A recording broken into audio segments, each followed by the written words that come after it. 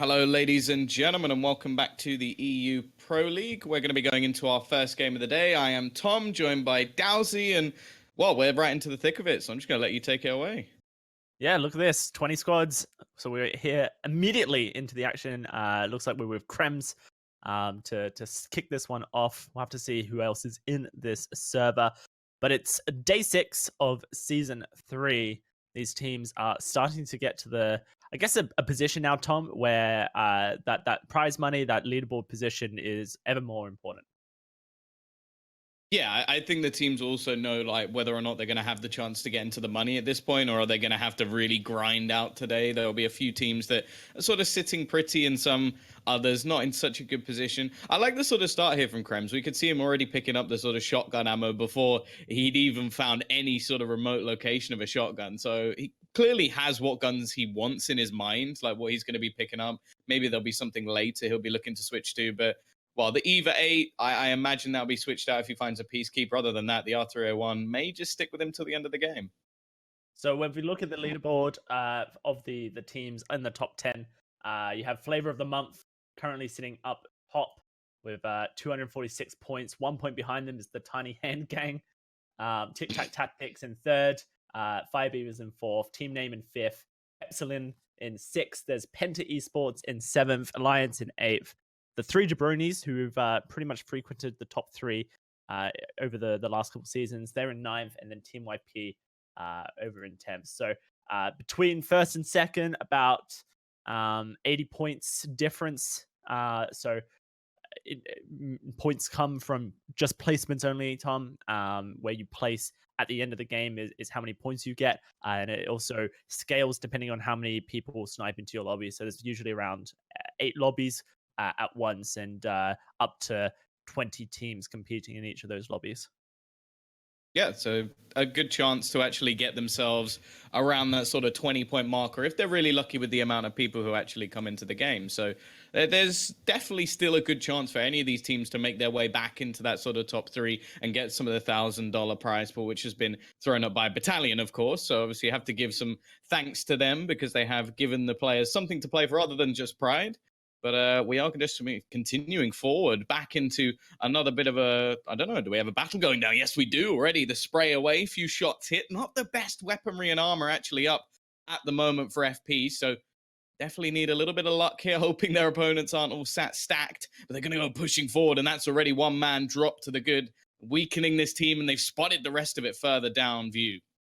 Have to imagine this Arcstar going to do more damage than the alternator for range. Throwing it out, but not quite able to get the hit there. Not the guns you want whatsoever. Alternative Peacekeeper for Star here. Soften, I should say, and real rough. But they're doing work. They've already got the first knock. Looking for more. There's the assist coming through, and I think that's the entire squad eliminated, actually. So really good stuff for FP coming out on top. I wonder if there's actually more than one squad there, though, because, yeah, I think they're taking a little bit of damage as they go, because there was definitely a player way further down. I don't think that they would have sort of retreated in such, well, sort of loose position. So I imagine there's still plenty of players for them to fight against, and with the amount of damage they're currently taking, they definitely have to be a little bit more careful with how things are going on at the moment. But at least they've taken out one of the teams, because that is one of the biggest problems at the moment in this game, is you can lose pretty much just by being surrounded. Of course, and so if you run into players in this kind of early game scenario, that was probably one of the first teams that actually exited the server here. It's always a risk, because if you go out before you even hit 5th position, then you're out of placement. Foxy here in a bit of trouble. Team 99, or Team 99, I should say.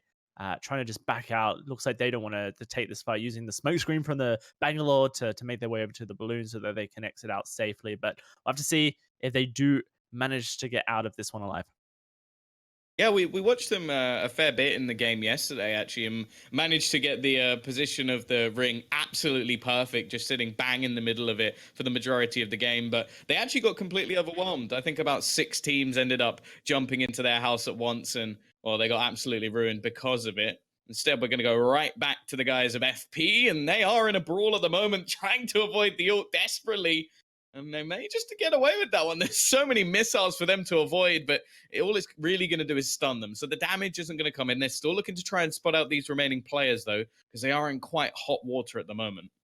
Yeah, not being able to get out of the forest safely, going to be able to pick up the kit package, though. Wow, look at that. Purple armor and a digital threat. Exactly what you want. Spitfire Peacekeeper upgrade here for SMP E. And it looks like they have the high ground in this battle as well. Going to start it off with a huge knock coming through. Triple Trach to secure that one from his teammate. And then they can just continue to put the pressure onto their opponents here. Pepe Z's not really looking in a good position as far as this is concerned, though they do lose a member on the zip line. That's not good. Could turn this fight around.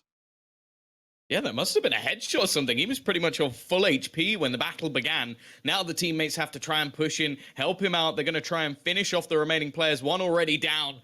And it's only going to be one man remaining, I imagine, as we can see another death box just around the corner. The fight continues. No armor left. And it will be the cleanup from FP. They've spotted all the remaining loot boxes. It's loot before teammates. We all know that. I believe his teammate may also be reviving the other player. And actually, did he die? I think he may have been wiped out. We'll have to find out when we get a switch back. But looks like Krem here and his squad in a bit of an engagement to the south of the bunker. We'll have to see how this one plays out. Really just playing for position at this point and getting a bit of extra loot into your system. The R99 Peacekeeper here for Krem on the Wraith.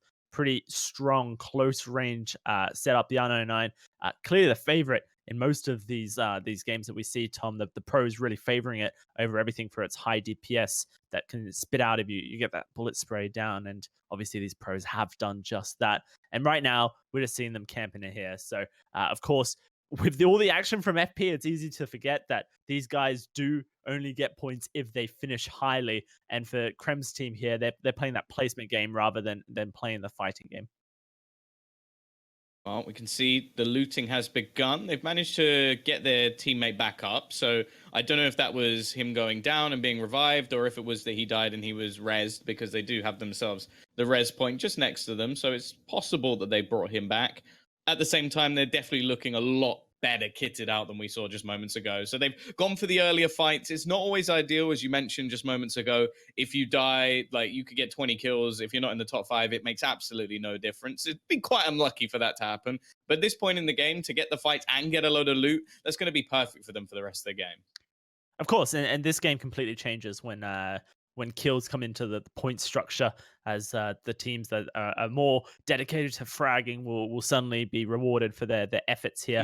But for FP at this point, not only have they fragged well, but they've also got themselves a neat little position in the circle, just edge of the new zone. They also could, if they wish to, scan that beacon at the top of this building. We'll have to see if they decide to do that, or if they hold out for just a little bit longer to try and get an idea of where the inner zone will be for zone 5, I think it would be. Switching back to T99, though, you can see Foxy currently scouting the supply ship, going to come down in just a second. We'll have to see if T99 immediately try to make the move over to it. In fact, it looks like exactly going to be that. They're watching it with intent, because I guess there's a possibility that a team has somehow managed to get on top of it using a balloon, or maybe even a zip line or a grapple. Who knows what shenanigans these players are able to do here. But at this stage, they're just south of bunkers and actually quite close to where Krem is. You see that marker on your screens there is an enemy ping to indicate that they've seen people there. And if we remember correctly, that's Krem's squad. Yeah, that would actually be one of the main things I really want to see when the custom servers come into play, is if any teams actually go for the dropship early, because it's such a risky play to make. Obviously, if you go into your sort of matchmaking games, you're going to have 15 people or so all thinking they can take the dropship at once. But the fact is, you don't really see any moments where the pros are currently on it. So it might just be something that's avoided because it's too risky. Or maybe we just haven't actually spotted the teams going for it now. So it's whether or not now will there actually be any loot on it. That's the big thing, because if there is, you can get yourself some purple armor, some extra weapons. But at the moment, the bigger problem they're having, they're taking a lot of damage. Yeah, a lot of damage trying to make the rotation. Here comes the fire. Looks like Foxy GG is actually just going to get out of this one swiftly down the zip wire in the tactical phase ability, so he doesn't take any damage. And that's going to be the supply ship here. Forfeited. Of course, in the later stages of the game, those supply ships have so much good loot, kind of like an upgraded supply drop without the legendary weaponry that could come with it. It would have been huge for these guys if they could take the supply ship, get all the high tier armor and whatnot on it. But the wise decision, sending Foxy, the most mobile of the legends here, on the Wraith to scout it out. And once they realized it was going to be a contest, just fall back. Yeah, definitely not worth the risk in these sort of games. You could surrender all your points just off the back of that. I like the use of all of their abilities as well. Like, as you said, the phase as they get out of there, the smoke to cover him as he looks to get back to their position. And nobody's really going to challenge them in this corner. It would be almost suicidal if you wanted to try and jump in here with 3 players around that angle. So good work from the team. And we're going to switch off them now because they're just going to be sat in the corner, like I said. So we're going to go into Krems again. Still in the same building. I think they may have found their position for the rest of this game. There's not really a reason for them to move anywhere until they're forced to. Yeah, and he's currently just trying to scout out T99, who are up on these ledges that he's looking over towards. I'm not entirely sure if it's the one that he's looking now, or the one further to the left. I think it might actually be this one that he's looking at right now. I guess a good thing, just continuing that discussion a bit, Tom, on the usage of abilities, is that when they do decide to leave that area there, all they have to do is throw a zip line across the ravine, and Yeah. Bob's your uncle. And of course, if they want to use the Wraith portal, then they can do that as well. Maybe send one out. It would be Foxy, of course, send him out to do that. But here we see FP second care package coming through for SMPE here. Great stuff. Not as much useful stuff, unfortunately for them, but you can never doubt that I guess a purple knockdown shield is going to keep you alive. I mean, I don't know. I'm talking out my ass here just a little bit, Tom, but at this point they've got bigger issues. I would say the best thing about knockdown shields is actually that you're less useless to your teammates. Like, you can basically be their little shield, like just sit in front of them and try and block a few bullets as you go, maybe do some spotting and give them information. That's the only value I really see in it, because if anybody actually wants to kill you, they will. Like, you're not, it's not going to defend you at all. But you can see the aggression now coming in from FP. Down the hill they go. There's the portal. Now, this is where you sort of wonder if they're going to take any risks, because going through that portal could almost guarantee death. Someone with a Peacekeeper on the other side, even an Eva 8, would just be perfect to spam a couple of shots in before you even realize where your opponent is. So that's why you can see they were all for the battle up until that Wraith portal got the opponents away. Imagine the day Respawn adds the ability to throw nades into the Wraith portal and they pop out the other side.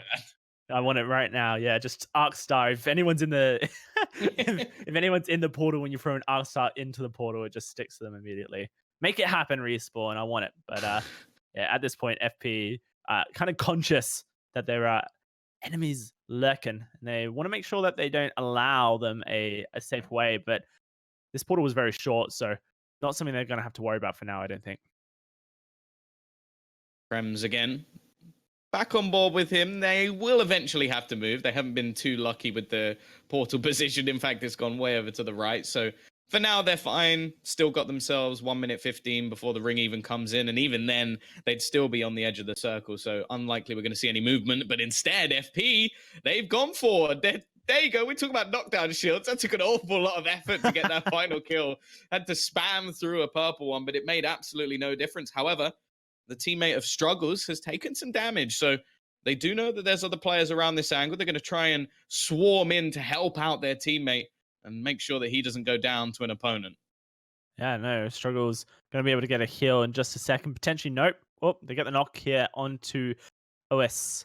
It's OSERV, I think. Did they get the elimination as well? Yeah, they did. So that's 3 squads now. FP have wiped here, Tom. Really fragging it out. Probably kill leaders as far as that's concerned. And it just feels like they're taking it so easily here. And when you look at the players of T99 and Krems, and there's maybe another 3 people probably on that supply ship as well. These guys are really just playing the typical pro league placement game of hide in corners and wait for the circle to shrink around you. And I mean, whilst it's not necessarily the most entertaining style to spectate, it of course is the highest success style. You're not gonna have problems with this. But when we switch back to FP, like, this is their 5th engagement that they're going for at the top of bridges here.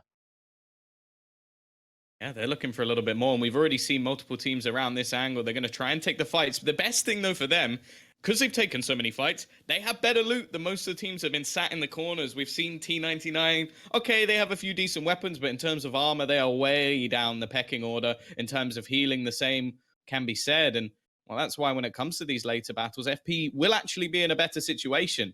Now, they are just going to retreat this one because fighting up is always going to be a little bit more difficult. They've also found the supply drop, and there's a cheeky little sniper waiting for them as well, which we all know about the damage that that can do. Although I have to say, in the Pro League so far, I really haven't seen much effective work with the Kraber. Right. So far, I've seen one person use it, and I don't think he connected a shot, unfortunately. Exactly the same. No yesterday. flame, no flame. But let's see, let's see. Come on. All right, we're watching SMP. Go on, do it, do it, do it. Oh, he just disappointed. I don't know. Oh wait, the triple take shot came out. Where's the communication? That could have been an insta-gib. Right. This is all patience. I think that's the big problem with this gun is just because there's only 12 bullets, you almost overdo it with how patient you are. Okay, I've got to make sure I hit the shot. I've got to make sure that I don't waste any of these precious bullets, and then you just don't end up shooting. I think I saw someone yesterday have it for about 10 minutes and shoot one bullet, and they didn't hit that bullet. So it was a waste of time. Like you might as well not pick it up. And it got down to a tiny circle, and they ended up having to switch it out because it just wasn't worthwhile anymore. So I want to see it used. That's the big thing. I think it will probably come in a little bit more once kills are actually valuable. But for now, you kind of have the point of going, well, why would I kill off a member and waste some ammo when I can hold it until we're looking to survive? Right now, T99 trying to plot their entry point into the new zone, Zone 4, about to close in just a second here. They're deciding that they're going to go directly towards the zone, potentially portal from the left side of the river over towards the tower here. It's going to be a dangerous move. Krems, though, looks like he's been knocked out. One teammate down. It's just the Pathfinder here left alive, trying to make it into the portal for a res. Potentially, we'll have to see if that comes on through. Is able to climb up, and here comes the rotate with the portal straight into the loving arms of your Pathfinder here. Oh no, we'll go back! He's come back again! Oh no. Oh boy, you have to step out. Oh, you almost got killed because of that. Right, don't do it again. I'm not gonna move. He's stuck in this corner. He has to okay, we're getting the ride. Okay. It's fine. It worked. Imagine if the movement of him being picked up pushed him back through the portal again. I don't even know if that would be possible based off hitboxes, but I want it to be.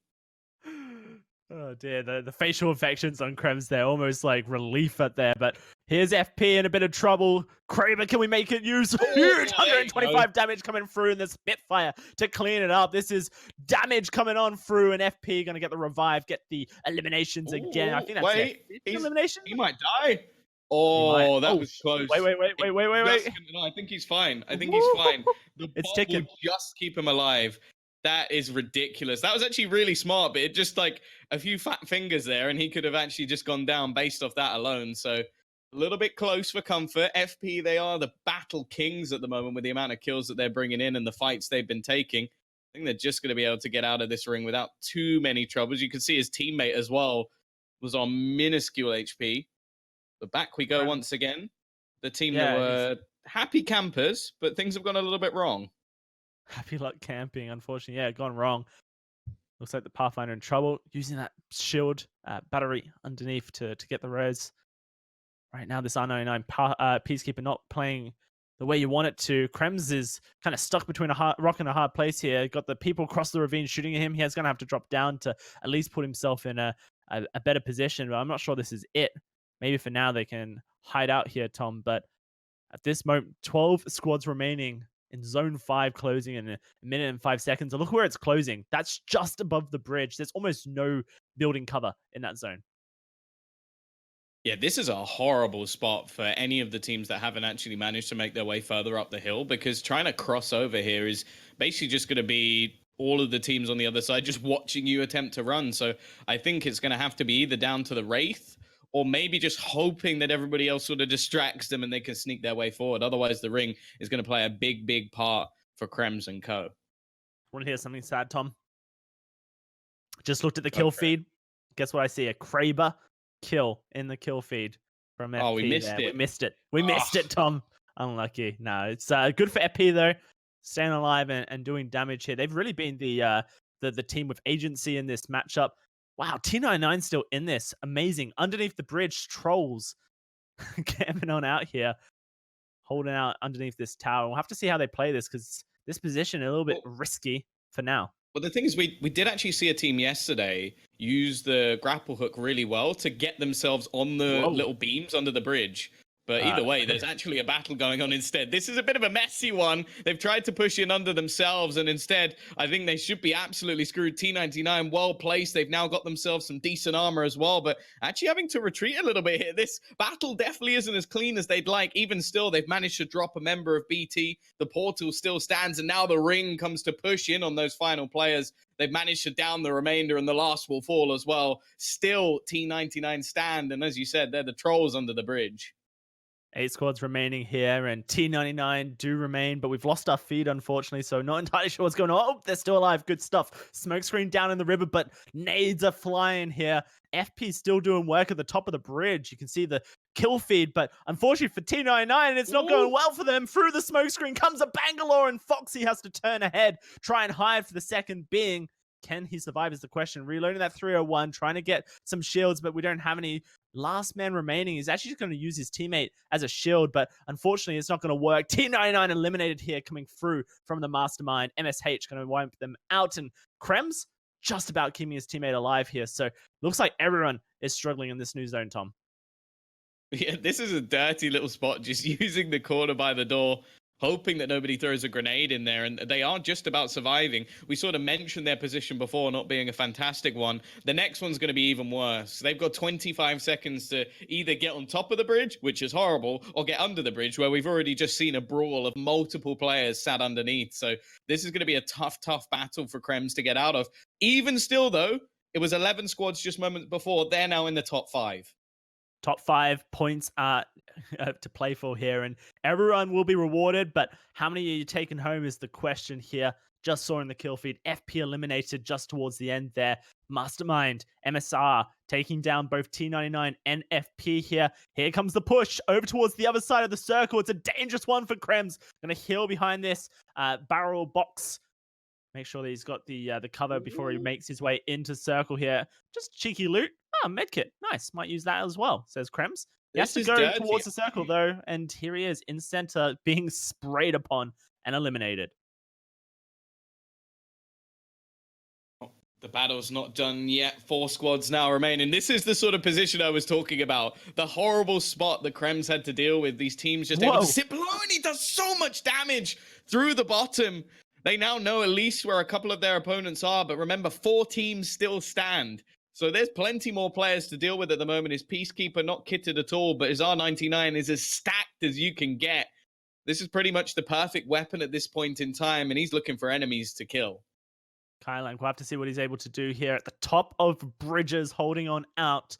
1 minute and 10 seconds, so we can breathe a second, Tom, before Zone 7 closes. And Zone 8 will be the final one in just, I think it's 30 seconds, 15 seconds after that. We're going out into the zone, trying to get on top of this building, trying to get the premier position, top of the box. Does take a bit of damage. Wow, he's found a Pathfinder. I don't know what you're expecting. Arcstar knocks him. That's going to be the Peacekeeper from Na'Vi, and he's eliminated. Yeah, that went terribly wrong. You mentioned wanting that position, but didn't expect anybody else to actually be up there. So the Pathfinder with a little bit of a sneaky play from earlier on, and well, now it's down to his teammate. A beautiful gun in hand. I wouldn't mind having one of those right now if I was in this situation. Gonna try and see if he can spot him through the gap, but nothing to be seen. The Mastiff could save him if anybody goes pushing, but you have to remember, this is going to come down to very little at the moment, and that Pathfinder on the roof is causing a lot of trouble for him at the moment, just sneaking bullets through, and he's so low on HP, he needs some sort of armor or something to pick up, hopefully just give him it back without having to use any shield cells, but the nades raining in, he'll at least get one and uses the phase to actually stay alive. 1 second. Here comes Zone 7 close. Everyone has to rush into the center of the circle, throwing the nades, getting the timing ready for this close so that he can do a bit of damage. There's people obviously underneath the bridge as well. There's the Arcstar's going out, has to make his move, get into the circle. Arcstar doing damage. Massive coming out with the damage. Can he do the work is the question. Wingman pulled out. Can he hold it together? No. Gets eliminated towards the end here. Do we have a champion is the question off the back of this, Tom. Yes, we do. On the bottom of the river. Is this Mastermind? We'll have to find out in just a second who our Game 1 champions are. It's Sif, by the looks of it. Wabti, actually. Wabti coming through here with the champion. So RBR, Wafti, I can't remember their names, but wow. Just at the bottom of the bridge there, Tom. It looks like everyone kind of killed each other, and they just survived. Yeah, I think it was just everybody else was on the top of the bridge. They were the only team that survived that battle from earlier. I think that was the big thing. Like, all the teams at the bottom fought much earlier than the teams on the top. They were all just surviving. So the one team that came out victorious got to hide under the bridge. Everybody else kills each other. Perfect. They could just survive. The happy little campers at the bottom. And yeah, we can head off to a break now because we've had our first victory. The points have gone one way, and we'll be back in just a moment.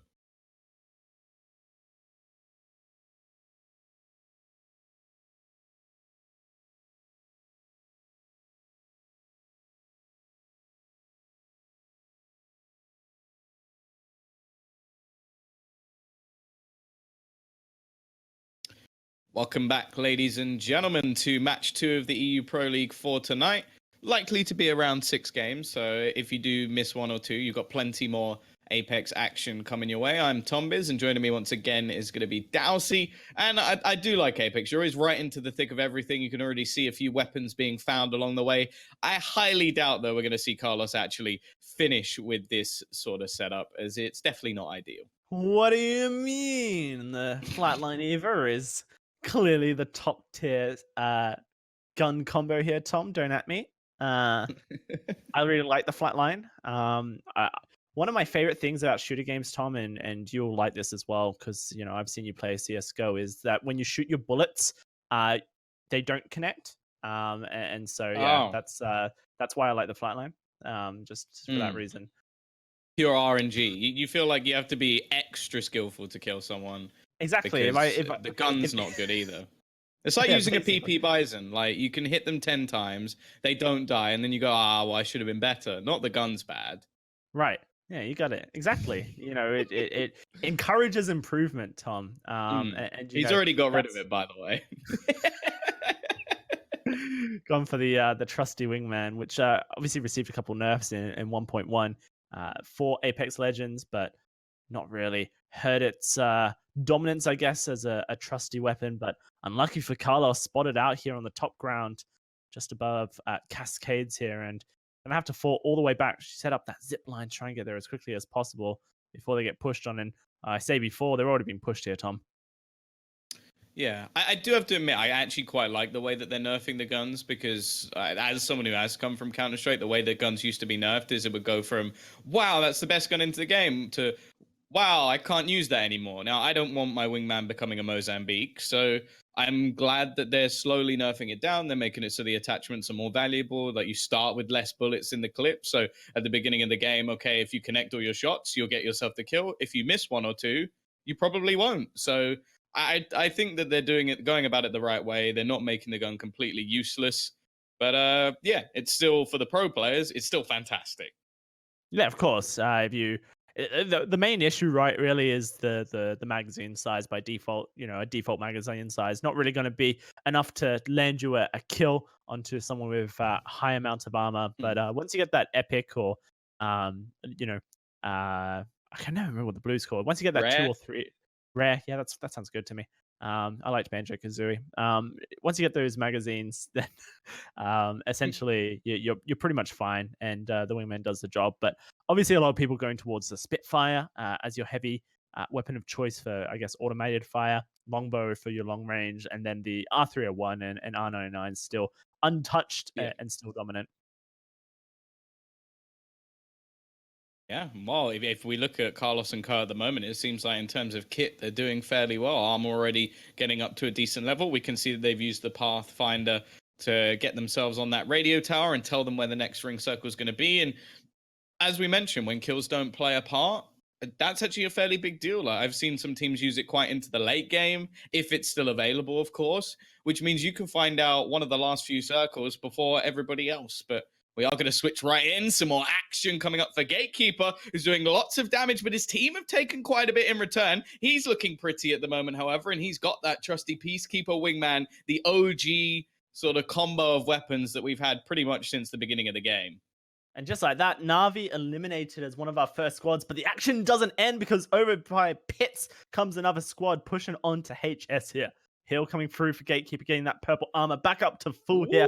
That nade, though, doing a lot of work. He's burning alive. He's going to go down. He does go down. In the corner is his teammate, but here comes the push from the aggressors here. AU coming on in to clean it on up, and that's going to be them wiping HS.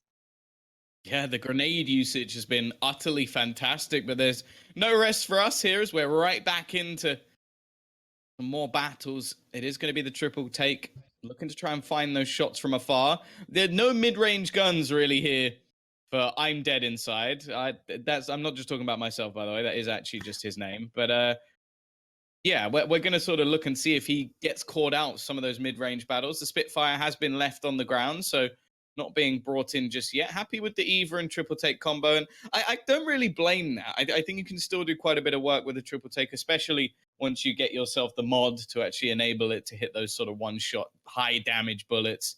But at the moment, it is just looking like the patient. And they do actually have the precision choke anyway, so he's pretty much set. Just needs a stock. Yeah, stock, and that would just help with the accuracy a little bit. Not really much you need at that point. And when I say help with the accuracy, it just reduces the weapon sway. So if you've got a steady hand and good eye to hand coordination, hand to eye coordination, then that weapon sway not really going to be a big deal on the triple take. So fantastic sniper. We've seen it so many times so far in the pro league here, coming up huge due to the fact that it has very little drop off. I think it has one of the lowest drop offs in the game. I would say the Havoc probably, with when you have the select fire receiver on it, practically hit scan. The triple take is the next best thing really. So huge stuff if they can use it to great advantage here. And going to get the scan onto this beacon as well. So we get to see that new circle on the map very shortly. Hopefully we get a big blow up version of it, but unfortunately no luck for there is. Okay, so that middle compound just west of bunker. I can't remember what it's called. It's got a name, but not one on the map. They've spotted some opposition as well, a little bit closer than they probably would have liked. Going to be using the edge around the glass. This isn't like most other games where glass can leave you vulnerable. It is completely bulletproof, so no real risk from them here from being shot from below. We saw a big battle come down in one of these compartments yesterday where they just couldn't find the damage. The only problem is at the moment, there's so many players, but they're managing to rattle off shots. You mentioned the fact that no real bullet drop here for that triple take. So a hell of a lot of damage already being done to opponents. You can see just scoping out potential exit strategies. They don't need these kills. They don't need to finish off opponents. They need to survive. Yeah, placement is king, of course, and that's what they're looking for here. But of course, when someone is threatening your existence, then one of the best ways to deal with that is to eliminate them from the server, and that's exactly what's happening here. We've got the push coming on through, the triple take with the 3 times, HCOG trying to do work here. Lots of damage coming out from I'm Dead Inside, but not enough to kill anyone just yet. The nade maybe can hold people back from healing or recharging their shields here, whilst the rest of his squad gets in position to try and finish this fight off. Yeah, and this is another thing to note as well, that those fences, you can shoot through them completely. So this is perfect for them to just rattle off shots. It also sort of leaves a little bit of vision for their opponents not to be had. So they're fairly well placed here, and are they really going to use the portal? That would be insanely risky. I quite like to see it just because I want to see action, but no, he is just going to fall back, look to push back in with his team at a later date and not go for the risk through the portal. Switching back over to Carlos here, and looks like they are still alive, hanging on out top of this watchtower inside this main compound that is, as we know, going to be the next center of zone in just a couple of seconds here, 20 seconds. Speaking of, though, not a super safe location. I think that was a longbow shot just flying on over, maybe from bunker. But they're going to use this care package at the top of this watchtower as cover for now, whilst they look over to the next one. Infernal Nade, we're going to throw it. No, we're not. We're just going to hide on out here. Pretty much the top of the world, but also Oh the no! focal point of maybe 5 squads. So, not sure if this is the place I would like to camp if I was if I was Carlos. Yeah, there seem to be so many bullet tracers just flying towards them at this point. And if you look at the amount of ammo he actually had there, clearly waiting for some sort of SMG or assault rifle to come up, because there's a hell of a lot of light ammo. Maybe just holding it for a teammate. Does have 2 weapons that you can basically have one sort of full clip of each one, and you don't really need too much else. Like if you have a stack of it, got plenty more. Gonna Here be we go. hanging I'm out dead for now, inside. and I'm dead inside back. And he's gonna be So one of the people shooting at them.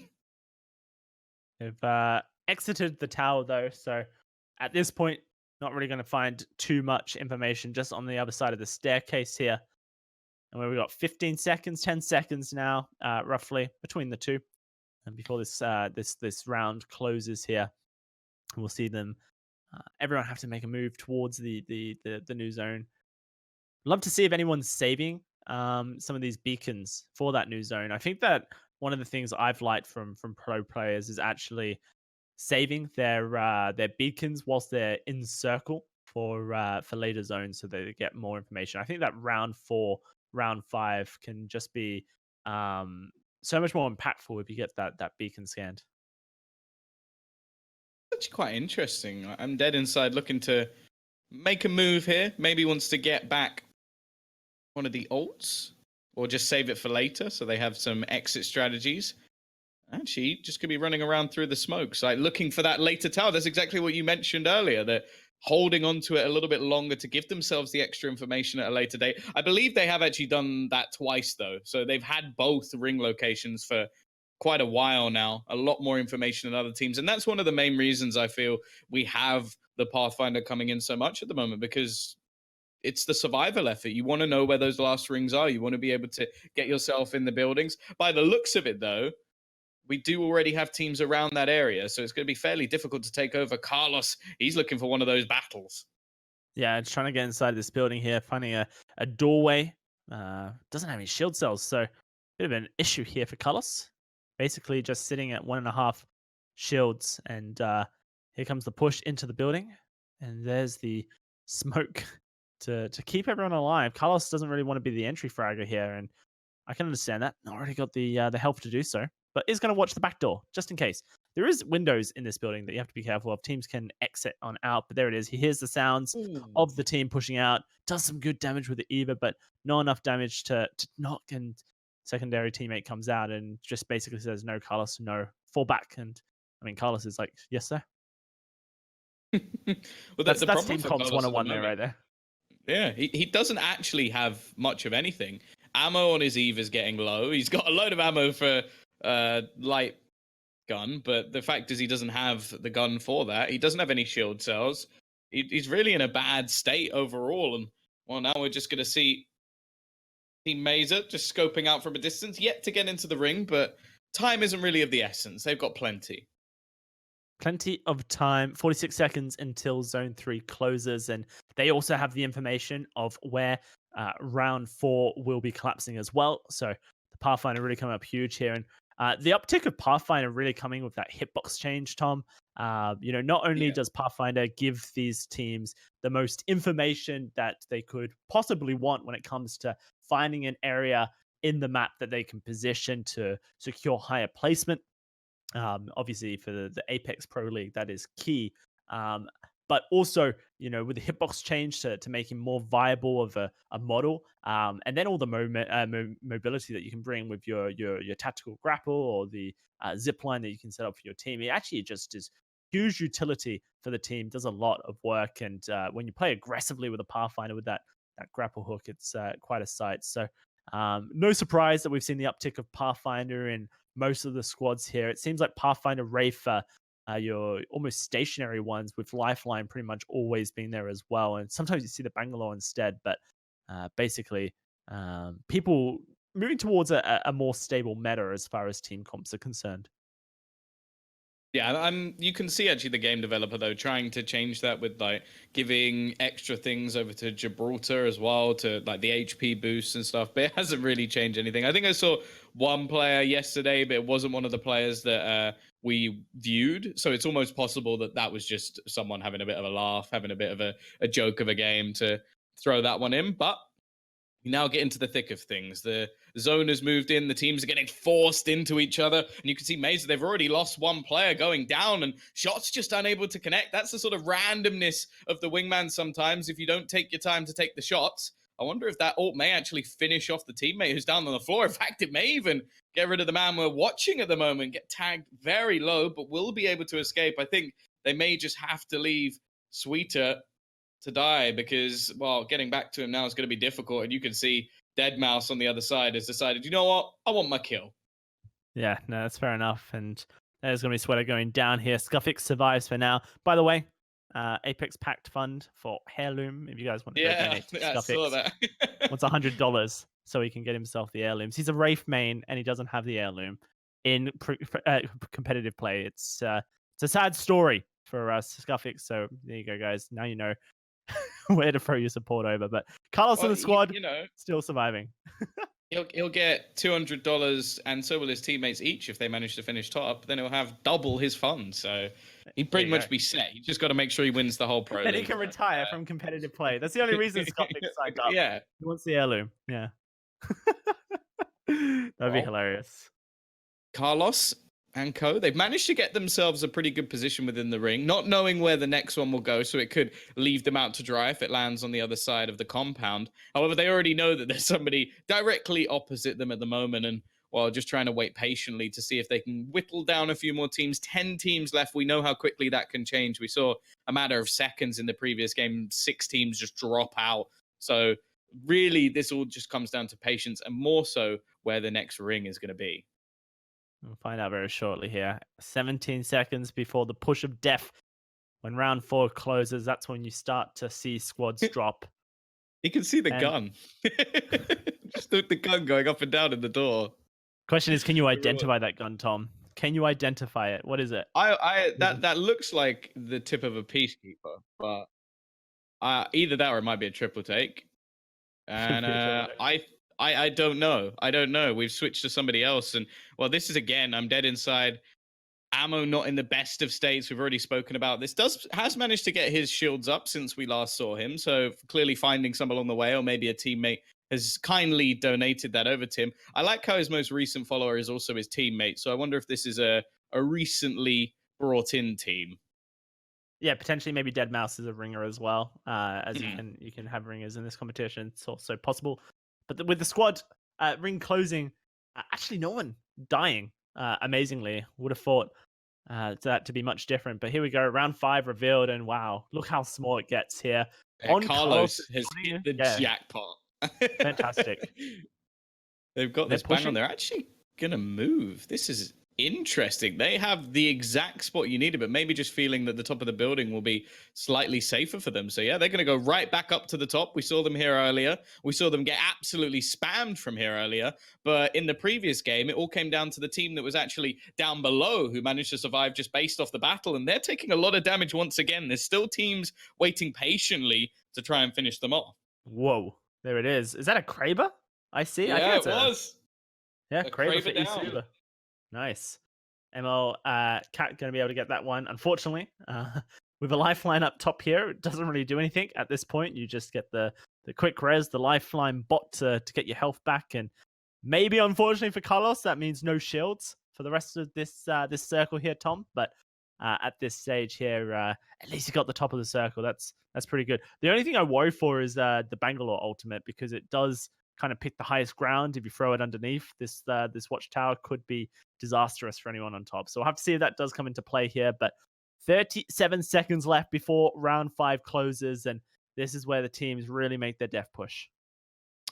Yeah, he's been gifted some shields at least, so that will mean they're a little bit healthier at the moment. But wow, this is an interesting little spot right on the edge of the ring, hoping that they can just survive inside. We did actually see that again yesterday, where it was a team that managed to finish second, just one man hidden in a corner, where the zone just didn't quite reach him by millimeters.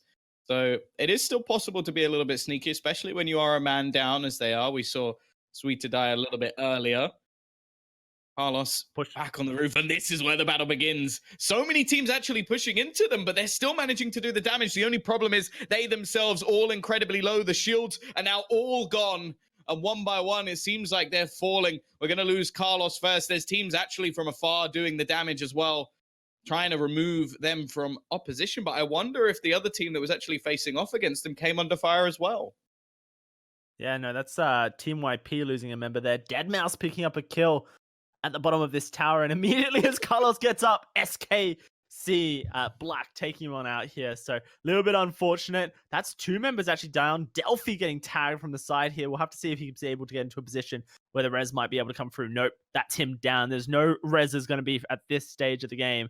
So for Carlos and Infamous TXZ, it is just them looking to try and hold the King of the Hill at this point.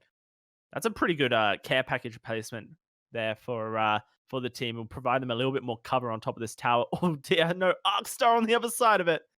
Bit of damage going through, and it just feels like this is a death zone for Carlos and squad. Yeah, I think they've just got almost every single team just focused on them at this point, because everybody else is passively hiding as the ring isn't really moving just yet. So they don't really have a reason to try and challenge this area, but they might as well just throw some nades up there, try and do some damage to the teams that actually are. And while you can see normally when one shield cell comes up as like the pickup, you're kind of unhappy. I think for this team, they'll be quite happy with all of the stuff they're currently finding. Yeah, this is huge amounts of armor and shielding and all of the above basically for Carlos and Infamous bringing it up. I kind of like the way Infamous is playing without the armor, but he's going to have to pop it back on. Drops on down towards Carlos's cubbyhole. I mean, this is where they held out before. Maybe they just stick it out here for now. Oh boy, that's not a sight you want. Here comes the breakdown. Gonna be trying to push on handheld. It's a friendly bit of waving back and forth for now. Circle pushes them out. That's not where you want to be, and that's going to be Carlos losing his life here at the last second here. I like the way they played that. They just went, yeah, we're not trapped outside. You're trapped in there, and we're going to deal with you soon. Yeah, didn't need to fight through the door. And while we're now seeing team after team get dropped, this is where the ring gets to its smallest size before shrinking into nothing. And while now we go back over watch on to Hoik, who I don't think we've seen so far. I think they're the teams that just finished off I'm Dead Inside, so they're still surviving around the edge of the ring. They've been doing so for quite a while and looking to push back in with the shotguns. And, well, I don't know what's going on. We're seeing some eliminations coming in close to the end of the game. Hoik doing a lot of damage, and the nades are just being thrown backwards and forwards between the two teams. Remember, there's still 7 squads left. Neither of these teams are yet within the points, as they need to try and get themselves just a couple more spaces to at least get something from this game. Unreal that 7 squads remain at this stage of the game. You would not expect it. This is the final zone about to close in just a second. We got that small ring and then the final push on down. Where is everyone hiding is the real question. They must be all around these compounds and just really holding out here. Only a couple seconds left before this circle does indeed close. And at this point, strategy is shoot to win, I think. There's not really much you can do at this point, Tom, to really lock down victory other than hopefully have meds and survive. I think this might be the team that actually just forced them off the top. AU right at the top. And they moved Carlos down just moments ago. They're now doing so much damage onto the teams that currently sit below them. It definitely does seem to be the right place to be at the moment, sat above everybody else. The only problem is, as we've already seen from multiple teams who've been up here, you become the target of everyone. Yeah, this is Aura Esports looking to try and take it home as the zone starts to close on in here. Can we get high ground is the question. We're attempting it for now. Zone, where will it close is the question. And where is it going to be? Trying to take out anyone pushing on up to the top of the hill here. Everyone jumping on down. They can't stay in it. Jumping into the middle of the circle. Here comes the spray. Coming through for Aura. Everyone's made their way in. There's an Infernal Nade on the ground. Ticking away, burning away outside of the circle here. 3 squads, 2 squads, and a championship match here for Aura coming on through. Surviving to the very end. And look at the celebration coming through as well. You earned the victory.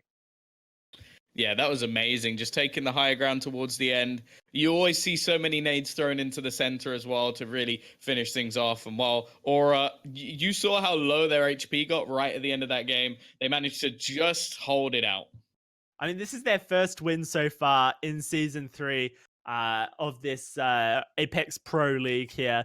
And I mean, wow, absolutely over the moon here is TXIK. Um, just letting the stress out, man. You can imagine the build up for that final zone close and all the anxiety and stress and pressure being lamented onto you. And once you finally get to the end and you got that champion on your name, then it's a good feeling. Good feeling for Aura here. Yep. Well, we've just seen him go for a break, probably off to the toilet, have a moment to himself. So we're going to do exactly the same and be back in just a moment.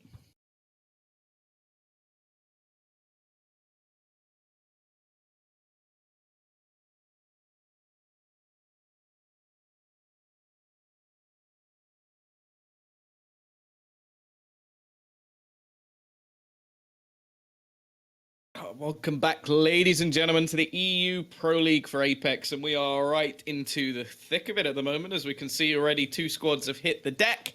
But don't worry, Dowsey will fill you in on everything that's already happened. Yeah, so basically 2 squads died, Tom, and more are dying when you look up into the kill feed. So that's the weather here in Kings Canyon, and more death to come. Oh, that's exactly what I want when I get my weather forecast. It's going to be sunny with a few spells and of death, of course. But anyway, the team seem to be doing fairly well at the moment. A couple of sets of purple armor very early on in the game as well. So anybody who comes across them is going to have the same sort of reaction of, how have they got purple armor? Like that's pretty much my standard of what is this.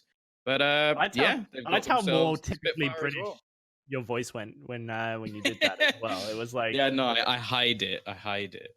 hide it. Yeah, it's I really stream interesting. about tea. Is that your practice every morning? Yeah. Wake up, look in the mirror, and it's just like tea. Yeah. Oh, dear Lord.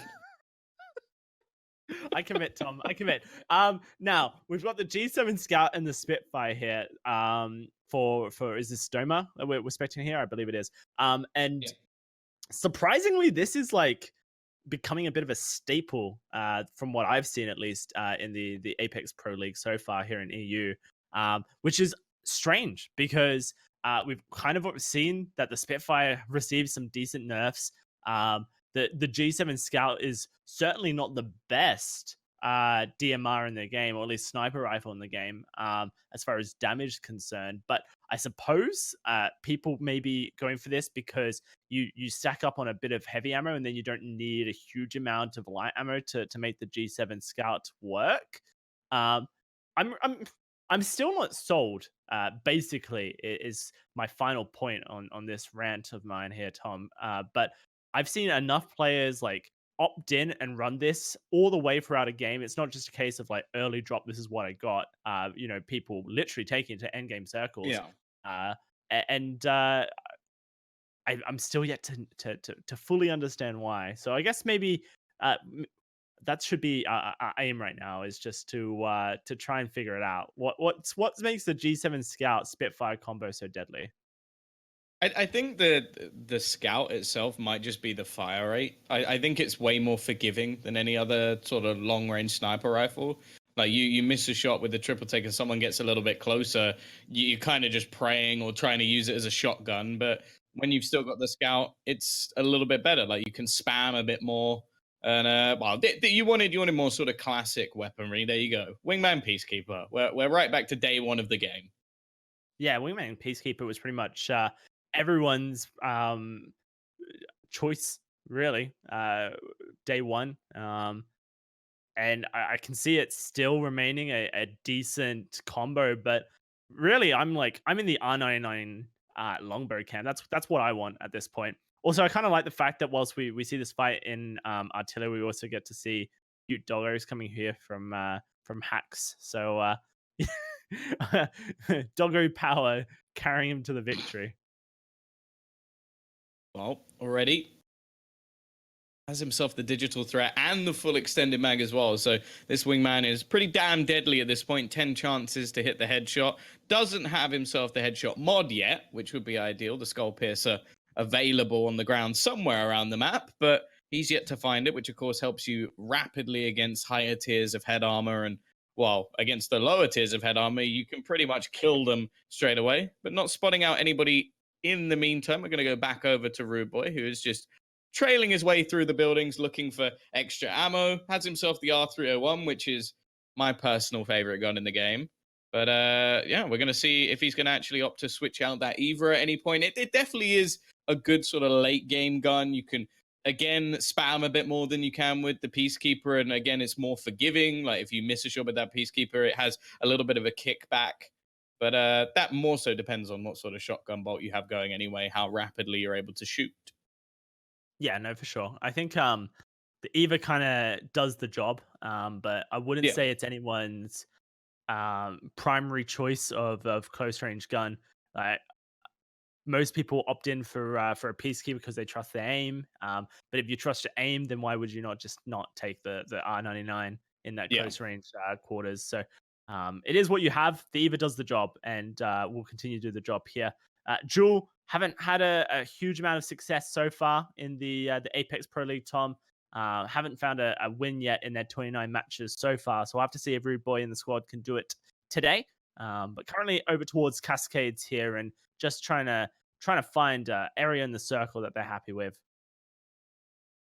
Oh, back on board with that dirty little wingman. Just going to fade away through the smoke, utilizing that Bangalore Q to get away, get some heals off, and have a bit more of a chance here because they took quite a lot of early damage. We've mentioned it many times today, but it doesn't really matter how many kills you get. It doesn't matter if you sort of wreck a squad and feel a little bit good about yourself. It's all about the top fives, and that was something that we actually witnessed more on a dual media side of things where they had a top 10, they had a top 7, but as you mentioned, their points have not been great throughout the season because both of those get you nothing.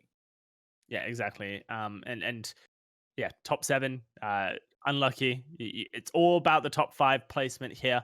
So you get your points, and could be a little bit unfair, especially with the amount of great teams in each lobby that you play a match and really just get nothing for it. I really look forward to some Apex tournaments with kills coming in, adding to the placement points as well, and just really rounding out the entire experience here. Here's Coaz for Knights. Currently just holding out. Is there enemies down here is the question. Not entirely sure just yet. I guess we'll find out in just a second whether or not that they're fighting for their position here over towards runoff. Going to take the long route around the circle by the looks of it. They've got the Pathfinder to really just zip on around. They've got the Wraith if they want to set up a portal, but honestly, with just a lifeline heal bot, they can just run around the circle here, get to the other side, and all heal up in just a second. Yeah, the big thing with what they've currently done is it's actually quite a bit safer than any of the other routes. Like you use something from Pathfinder, not only do you lose it, but the zip lines are fairly obvious. They're bright yellow. Like, they give you away quite significantly if you shoot them in towards your enemies. So they're going to save that one and just huddle up in the corner. Just wait patiently. Rude Boy has also gone down in the meantime. So unfortunately for him, he won't be getting into that sort of top 5 spot like he was hoping for. Now, this is just almost like screwing with my head here, how close these guys currently are sitting together. I don't even think that Cows would even be able to shoot in this scenario. And thankfully, we're going to switch over to Crip, who has a little bit more personal space. I've never found out what team Crip plays for. It's something I'm going to have to do at some point. He's a frequent in our broadcasts here due to the fact that he's always streaming and oftentimes doing pretty well for himself. But at this point, Crypt holding on the R99, the Peacekeeper, and just holding the war and closing on him 15 seconds until round 2 fully closes and we get to see the circle just shrink a little bit more. The fact that this lobby's already down to 14 teams at round 3 means that things are being fairly quick paced. So it might slow down just a little bit, Tom, heading into the next couple of rounds. But that's fine because it allows the teams to get into better positions and hopefully will result in more thrilling fights. But unfortunately for Crypt and the team here, squad has shifted. Circle has shifted all the way up north, and they don't have any great routes to get there. You know, you either go through pit, which is choke point, and if you can't make the way through, then you're in trouble, or you go around cascades, and pretty much everyone knows that cascades is going to be a hot ground. So very difficult choice ahead of Crypt. Well, the Knights themselves look like they're slowly making their way through the building. To answer your question, I think they play for a team called Suckers Bus or something like this. Succubus. Yep. No, I've been corrected, but they actually finished fourth last season, so they did very well. It would be outside the money this time, but well, they've got to try and go one better if they want to get themselves a little bit of that cash. But either way, we are still on board with the Knights, and they've spotted quite a few enemies just behind the door. I'm pretty sure they've been spotted as well, as the Artstar goes straight onto the door, and they're going to have to fall back a little bit. But the problem is, the next zone is going to be a little bit more difficult for them, because you can see they're still trying to push their way just that little bit further forward. Not entirely sure where their opposition is. They're holding any angle they can find at this point. I'll have to see how the push does come. Plenty of time to figure this out. A minute and a half, no need to rush, but there's shots coming through. So how do you assault this building? Do they have the grenade set up is the question. Are they just going to run on in with Peacekeeper R301 and do it? There's the nade going in, trying to force their opposition out of the building. And it looks like it's worked because the push has come on top of them. But are they ready for it is the real question here. Lots of damage onto their lifeline here. Trying to clear out this main building across the way. It looks like they're underneath their teammates here. So going to have to rejoin, potentially out of position to save the day. But oh, wow, big Peacekeeper coming through. Can we get more is the question. Very low. Last man standing for the squad. Has to be careful. Maybe just going to try and secure some kills here just for the lols. Can we get the revive onto our Wraith is the real question. I think that's going to be key for us if we can. Doubt you will be allowed to do it with without much trouble, but never mind. I stand corrected. Revive comes through, and here comes the push through the door. Trying to get out of here, but into a hard place we go. Grappling around the corner. We can't get out of this, and unfortunately for Knights, they are eliminated. Well, we're going to go back over to Crypt. Succubus, or however it is pronounced, because I am almost guaranteeing I'm saying that completely wrong, but Succubus. He's going to be Succubus. Okay, whatever. We'll just call him Crip and Co. That's what I'm going to call them from now on. You don't know what Succubus is? No. You're never into didn't get into mythology and all that stuff in the high school days or whatever. Succubus are creatures that feed on, I guess, sexual energy. So we'll leave it at that. We'll have to see what Crip does. He's doing things for my sexual energy. That's all I'm saying. Okay. Well, they are very well kitted out at this point of the game. You can see the R99 almost perfect, and it almost becomes a laser gun at this point with the amount of damage it's able to do. The fall off on this weapon becomes ridiculously low once you get that purple stabilizer. There's even a golden one out there somewhere that can do even more, and he's just rattling off damage, and you can see the rest of the team are going to start pushing in towards that position, but he takes some himself, so going to be a little bit more careful here. Knowing that his teammates are pushing, he will just look to join the party, only gets one shield up, but knowing that they've already managed to reduce one player to ashes, they push together and force down the guys from DB. Another team hits the dirt.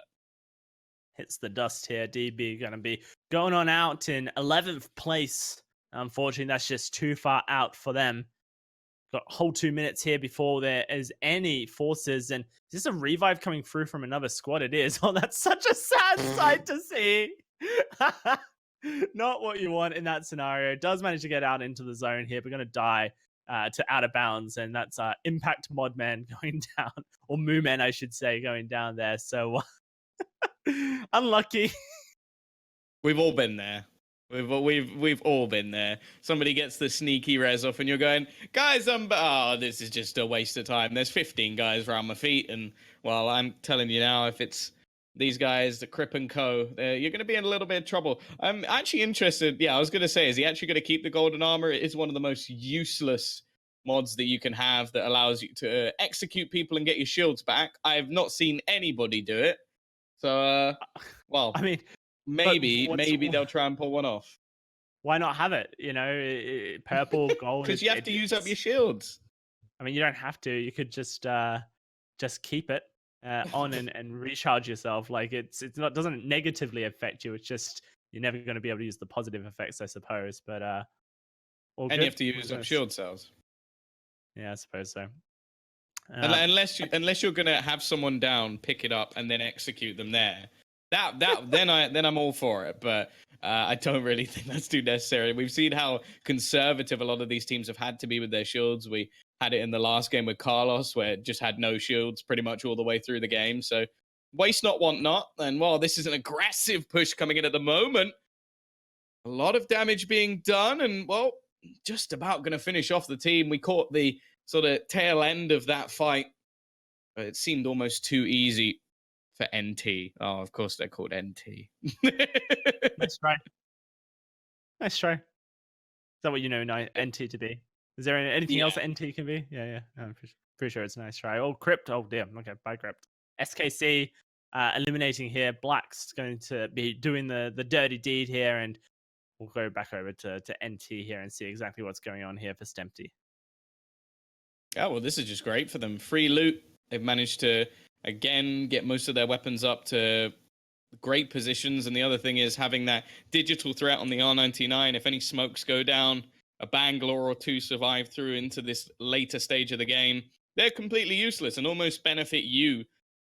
But 7 squads left. This is actually one of the bigger rings we've seen with this many squads left. Like, it's become very, very small later on, but clearly these more open spaces in the corner of the map is actually going to help out a lot of these teams. And again, it's going to be a wipe down. Another player dropped. Frog on the dirt, and his teammates, I think they may just have to abandon him here because getting into the ring is going to be their main priority. And while I say that, this could be the push from NT. They really want to finish off these players, and that's exactly what they're going to do. Frog will go down, and there's the second one as well. Beautiful stuff coming out there. Aggressive but clean here for Slempty. Nothing really more to say about it. 8 squads remain. We're heading into round 5, and unfortunately for them, the push across is going to be deadly. I say 8 squads. We're suddenly at 5 into the money zone here for points for NT. Will they be able to get out is the real question. A line of care packages here and lots of people lined up with nades to do the work. Purple armor for someone who needs it in just a second. Yes, it's empty. Pretty much keeps him alive. Clutch moments coming on through. Question is, can they do any more? Pushes coming out. Digital threat on this R99 doing work. The damage is coming through for sure. Can he survive any longer? No, he can't. SKC going to be the ones to eliminate NT here. And now, unfortunately for us, Tom, we wait and hope that some of these players are spectating each other because we've ran out of live feeds. Yeah, we're just hoping that tab is clicked, and it will be. Thank you very much. Oh, don't do it to me. SKC, they really have been the team to sort of mess with so far in this game. They got 15 people watching them, and there's a reason for that. They have ruined a lot of squads' days, and they have an unbelievable amount of loot at this point. The Mastiff in hand, I think the weapon of choice for most people, if they're available to get it, still has more range than most shotguns as well. And they're pretty much just in like Disneyland of loot at this point. Just sat right at the top. Loads of care packages, all of the death boxes as well. And there's only 3 other squads remaining. SKC have been struggling so far in the Apex.Pro League with position and points. But right now they are in a great position to up that. Huge nades coming through from Nova as well. Now got to push on in with his gun, try and do the work. The R99 coming through with that digital threat. That smoke, not a problem. Massive shots coming out, hitting everything at this stage. Can they secure the kills? Looks like they can. Question is, can they get a teammate up outside of the circle? Is it too dangerous at this stage? I don't think it is. No one's pushing on top of them. So maybe SKC can bring someone back on in. They are going to be able to, of course, with the lifeline, extra speed on that revive. 3 squads remaining, and like I was saying, SKC haven't secured a win yet, Tom, so this could be their moment. Yeah, they've got the top 3 and a risky push coming in from their opposition. That Mastiff doing a hell of a lot of damage, and the retreat will be called. There's still a fair bit of space around this ring and the high ground taken by other teams. You can even see the zip line being used across the screen and the spam coming through from that R99, but not able to actually connect too many lethal blows. So the teams will still be standing now. The Pathfinder is going to get removed, and they're continuing to push on to the Wraith as well. They'll remove one more squad and leave it on to just the 1 versus 1. And they've seen the drop down come in. A fantastic win coming out from SKC, and that will be the first on the board for them. First of the season for SKC, and just a really calculated third-party attempt coming through here. Obviously, in Battle Royales, you are always in a better position when you can be the team that comes in to swipe up the mess. And SKC, they did just that, waited until those squads were locked in battle and then just pushed from behind. Great stuff coming on through. They're going to be happy with that victory, Tom. Yeah, great showing from them. And while that is the end of our third game of the night, we are going to be actually watching it from their POV. This is beautiful. This is the one thing that's wonderful about stream delays is we can now actually get almost instant replays. Instant replays coming through, and yeah, this is Black's point of view, and we saw that earlier, the R99, and then just bringing it on out to clean on up. And these were some long range shots coming out from the entire squad, but it was just one man that they had to take out, and that's exactly what they did. Question is, well, look at this. Game 1, top 5. Game 2, top 3. Yeah. Game 3, top 1 champion. This is SKC's night here. They've had so many. This is their 26th match so far in the Apex.Pro League, and I think a lot of their points coming from tonight's games. They're on fire. That's for sure. Yeah. Well, we've had our second viewing of their victory, so it almost counts as winning twice. But unfortunately, that is it for game number 3. But there are still 3 more games to go. Join us after the break, where we'll have some more Apex.Pro League. Welcome back, ladies and gentlemen. Game number 4 is underway. Everybody's still alive this time. No one has died just yet, so I think that's the first time that happened. Normally, somebody's dead by now. But I'm joined by Dowsey, and hey, this time explaining what's happened is actually quite easy, because nothing. Don't have to even say anything, Tom. We just get to watch Carlos trying his best to use the grapple to make this whole looting process far more efficient.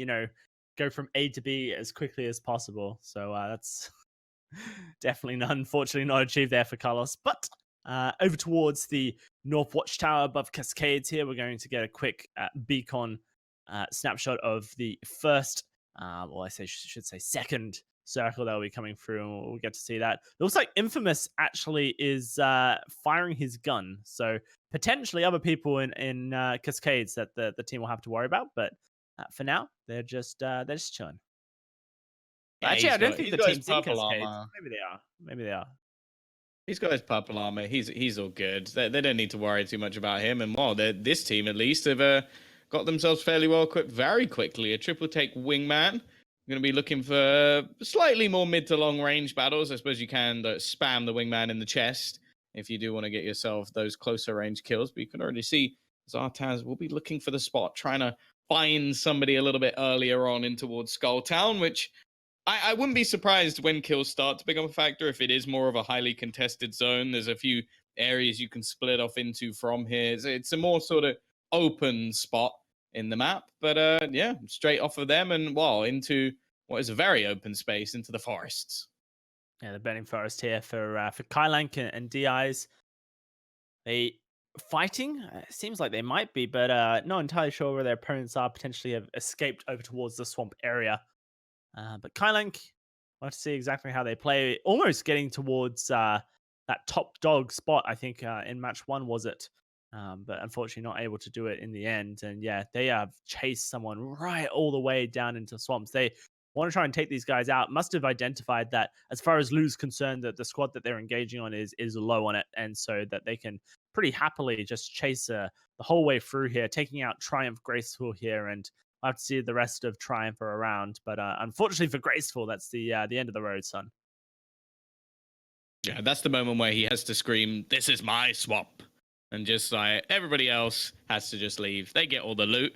But unfortunately, we're not in the swamp anymore. It is just going to be the battle, the spray down coming in with the R301 doing so much damage and leaving his opponent low. You can see it's the attempted escape, wanting to get away, using the portal to try and run from their opponents. But it seems like we're not going to see too much of a chase coming out from Zartez. He was too busy looking for loot, and his opponents may have got away.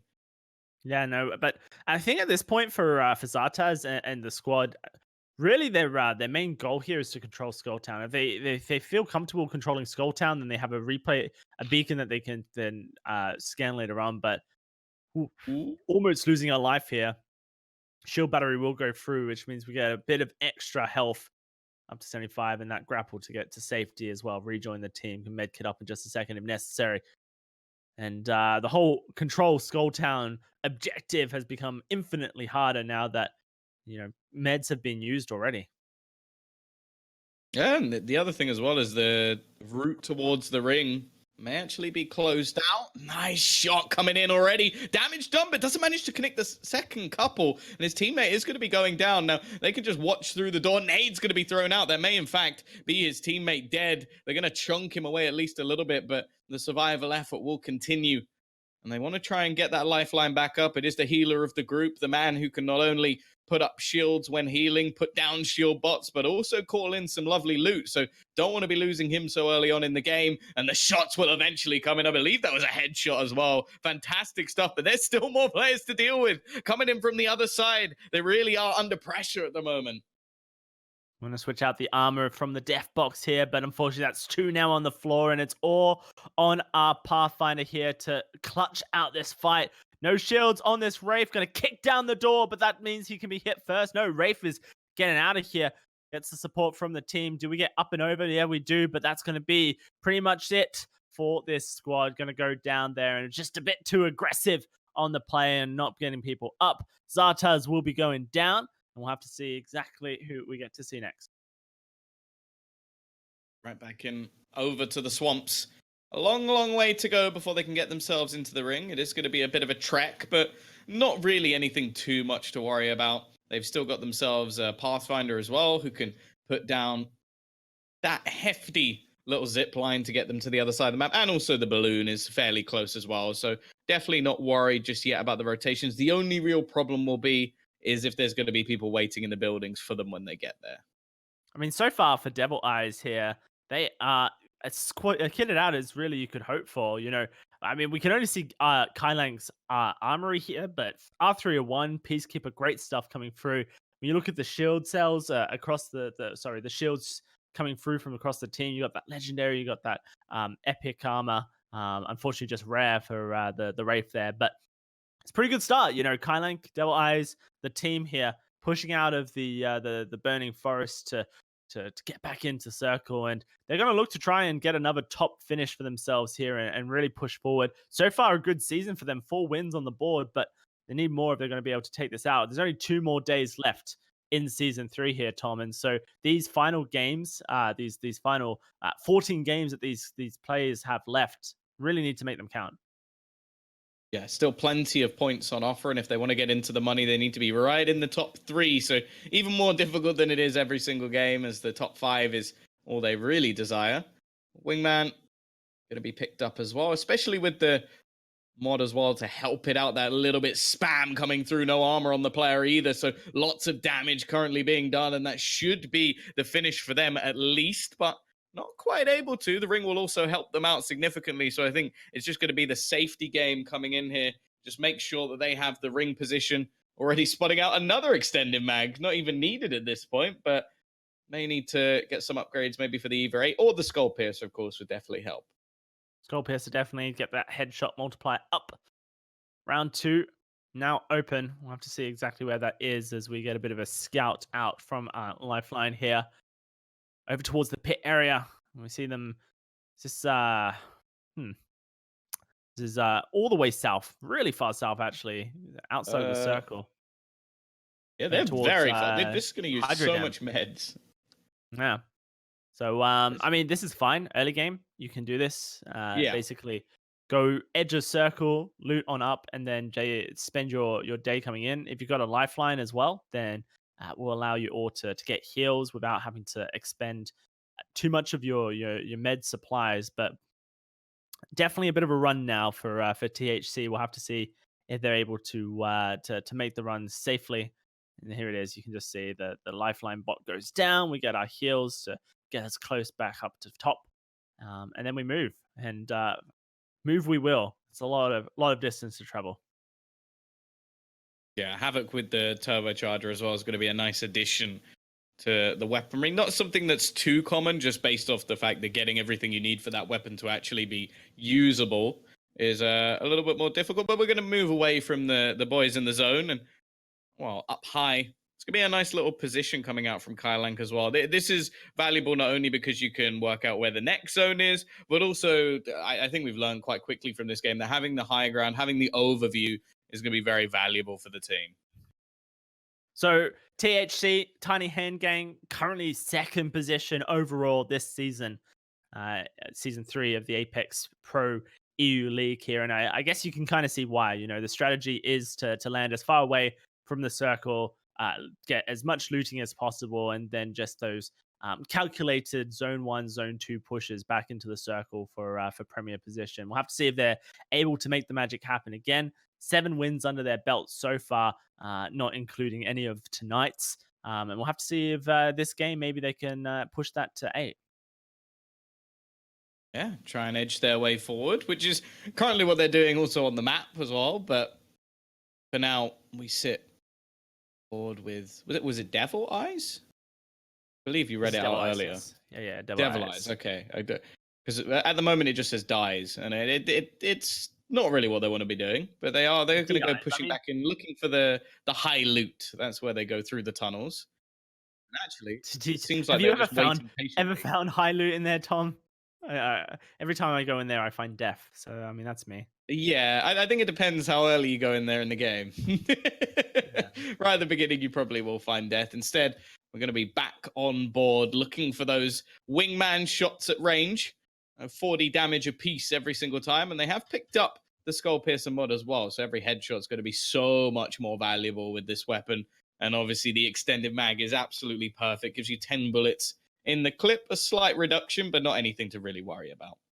Yeah, Visual Outbreak here, making their way through the slums to try and find themselves at the top end of this circle. I think that's a pretty smart move. You can get all the way north and then just kind of work your way down. You could potentially feel safer that you're almost moving towards enemies rather than having enemies behind you. And so that's the plan here. The really large westerly rotation up towards the north now for Visual Outbreak, who are sitting up in 68th position on the leaderboard, not too far behind that. They can't make like a late game push all the way to the top 3, but it would kind of require like win after win after win after win for them. So, I mean, it's unlikely, but for sure for now, that's the dream right there.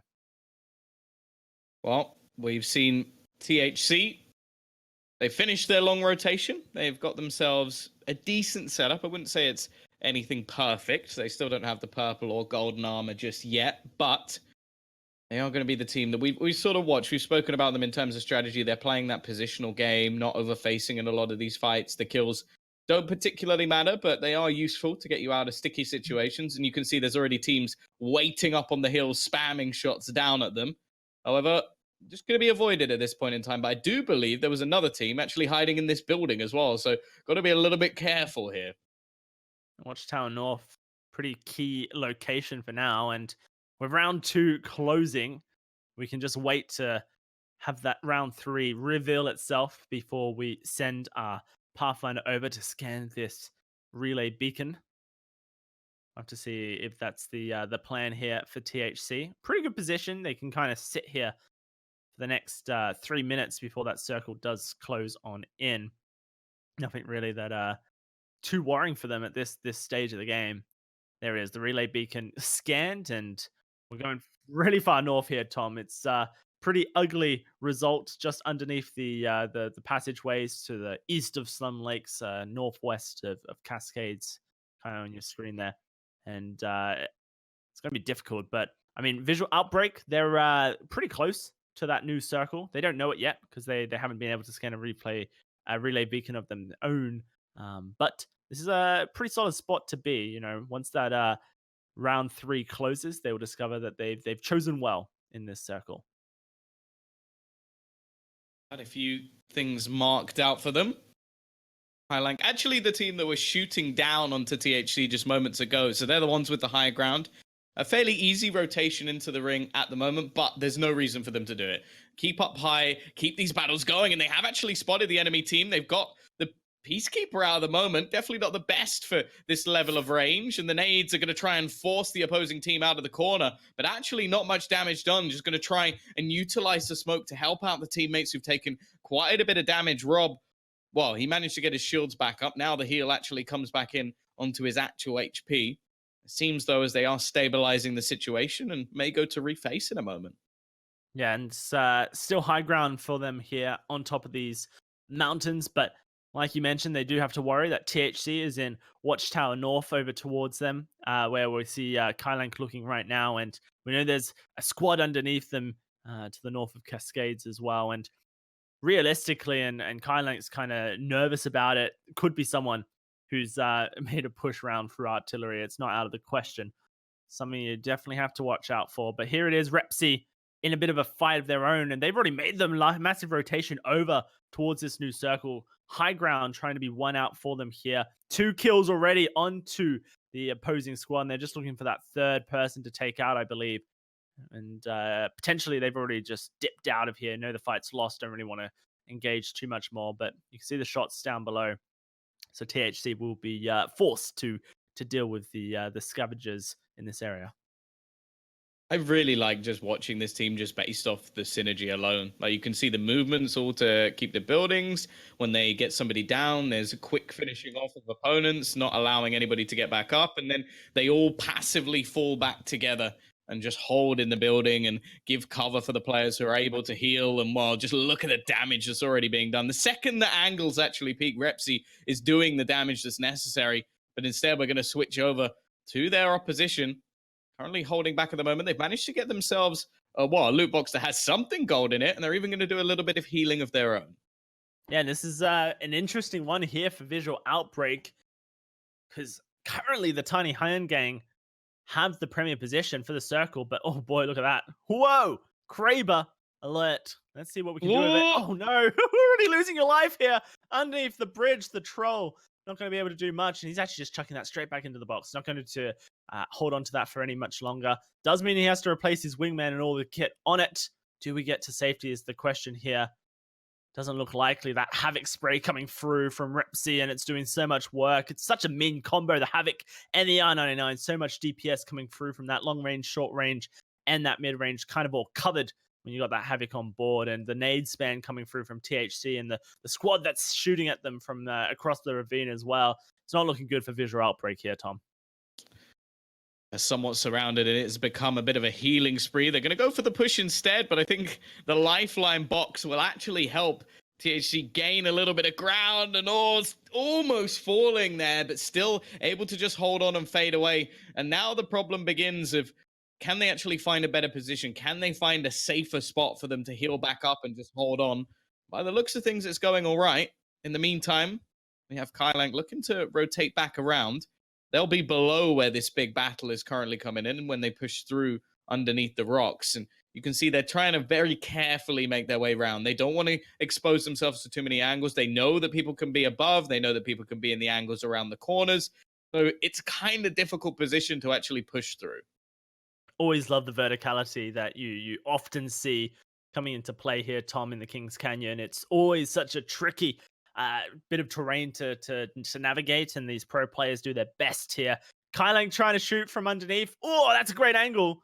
That's a lot of damage done. I think that was red damage for 78, so taking one of the Tiny Hand Gang members down to very low amount of HP there. I'll have to see if Devil Eyes want to cross any further. Doesn't seem likely right now. Here's that other angle. You can see that I think it's Fandom just got the hill off. THC in a bit of trouble here as the push comes through. That's one member down, and they're getting shot from behind. Is that Visual Outbreak coming for the flank position? Potentially 2 members down for THC, and he's dropped down. And this is where Devil Eyes were just scouting out, but I think they've just left the area. Potentially, this could be a pretty good sign for THC here. We see that revive come on through. Angle for Repsy from underneath. Gets the bleed out as members being eliminated, and DI is actually moving up to take out the people who just pushed behind the Tiny Hand Gang. So I have to see if Kylank's squad basically own the circle now after this this state of affairs. This is kind of a little bit of a goblin angle, though. Like, just in between all of the rocks, they're actually going to be able to get the heal in. And, well, this is where the Kylanks and Devil's Eyes have actually ended up. They've taken control of the spot that we were just watching. THC, though, I think they've completely got away with that. They get the second player back. We haven't seen them die in the meantime, thanks to the kill feed. So they've actually got away with quite a bit here. Certainly have. Away with murder, really. And kills coming through as well. Look, they're doing work. We'll have to get their angle up as soon as possible for Repsy here. But THC taking out Sick Webby on the sidelines as well, keeping their dreams alive. 9 squads remaining. Zone 5 is revealed, and we're pushing even further north here. And that's where Visual Outbreak was last seen, up towards that hill. They've done well for themselves to escape this battle with the Tiny Hand Gang up on this bridge, because they have gained yet again premier zone position. Assuming they're still in the game, I have... Oh, well, there they are. Yep, Westo takes down Sive, and then finds himself going down to Weebs on the other side of... Mees on the other side of it, but still to play it. I think this is THC under the bridge. They're being shot down here by the Devil Eyes. Some good shots coming through. Return fire. No one's gone down just yet in this long-range brawl, but Arcstar's doing work across the river here, trying to just find any bit of damage you can do, slow someone down, take away their shields, the whole shebang here, Tom. Yeah, it seems like even still with all of these teams focused on them, THC have done a great job of managing to escape. However, we've lost one of our members. Westo, he went down just moments ago. He's hit the deck once again. They must have managed to revive him in this battle. They've only got 2 members left on that team. And well, as I say that, it's actually going to be the fall. I believe that they've just lost themselves both members there. It is Lycus, who we've been following throughout this game, to fall. And Kylank, a helping hand to finish him off. The smoke's actually going to be thrown out. You can see the ring now getting to its smallest state before shrinking into oblivion. And it's not in the best place, really. There's a team that's going to have themselves the high ground here. And you can see they don't like that at all. That ult was almost used. You can see the temptation. There it goes. That's going to be the moment trying to force them off the top of that building. Yeah, they can force them off the top of this hill here, take control of the circle. Also gives them a bit of chance as well to go in and get some loot. This is a good position. Here's THC pushing on into the circle, just where we saw the previous game finish up, and the victory coming through was a SKC. Repsy, center circle, doing all right for now. Well, I say center circle, edge of circle, I should say, as Zone 5 closes on down there. Looking behind them, here comes the shots through. That Havoc with the turbocharger just ripping through health and armor. Zone 6 will be revealed here in just a second, up towards the north. Dangerous games around this Riverlands to be played, but here comes the shots through. Repsy finding an angle and doing some work, Tom. Yeah, they've gone from almost being out of this game to right into the thick of it. Top 4 has been gathered. The ring's not going to move for a while, so they can try and just use this shoulder peeking method. Try and find some gaps around the edge of the rock and hope that somebody will walk into their crosshair. You can see it's not really about kills in this game. Repsy has made it so far and only sat on 2. Fact is, where are the remainder of his opponents? Is there anybody still near the top of the rocks, or have they all just fallen off and hiding on the other side of where their opponents currently sit? I mean, they'll have to come off eventually. 45 seconds, and here's Kylank at the bottom of this hill here. They're looking up, which tells us that there must be a squad on top. That's 3 of the squads that we have eyes on. Maybe potentially one just below them in that river there, but I think potentially Devil Eyes was the squad that we just saw the Tiny Hand Gang taking pop shots at. Nades ready in hand, going to throw them on over. Lots of sprays coming from every bit direction here.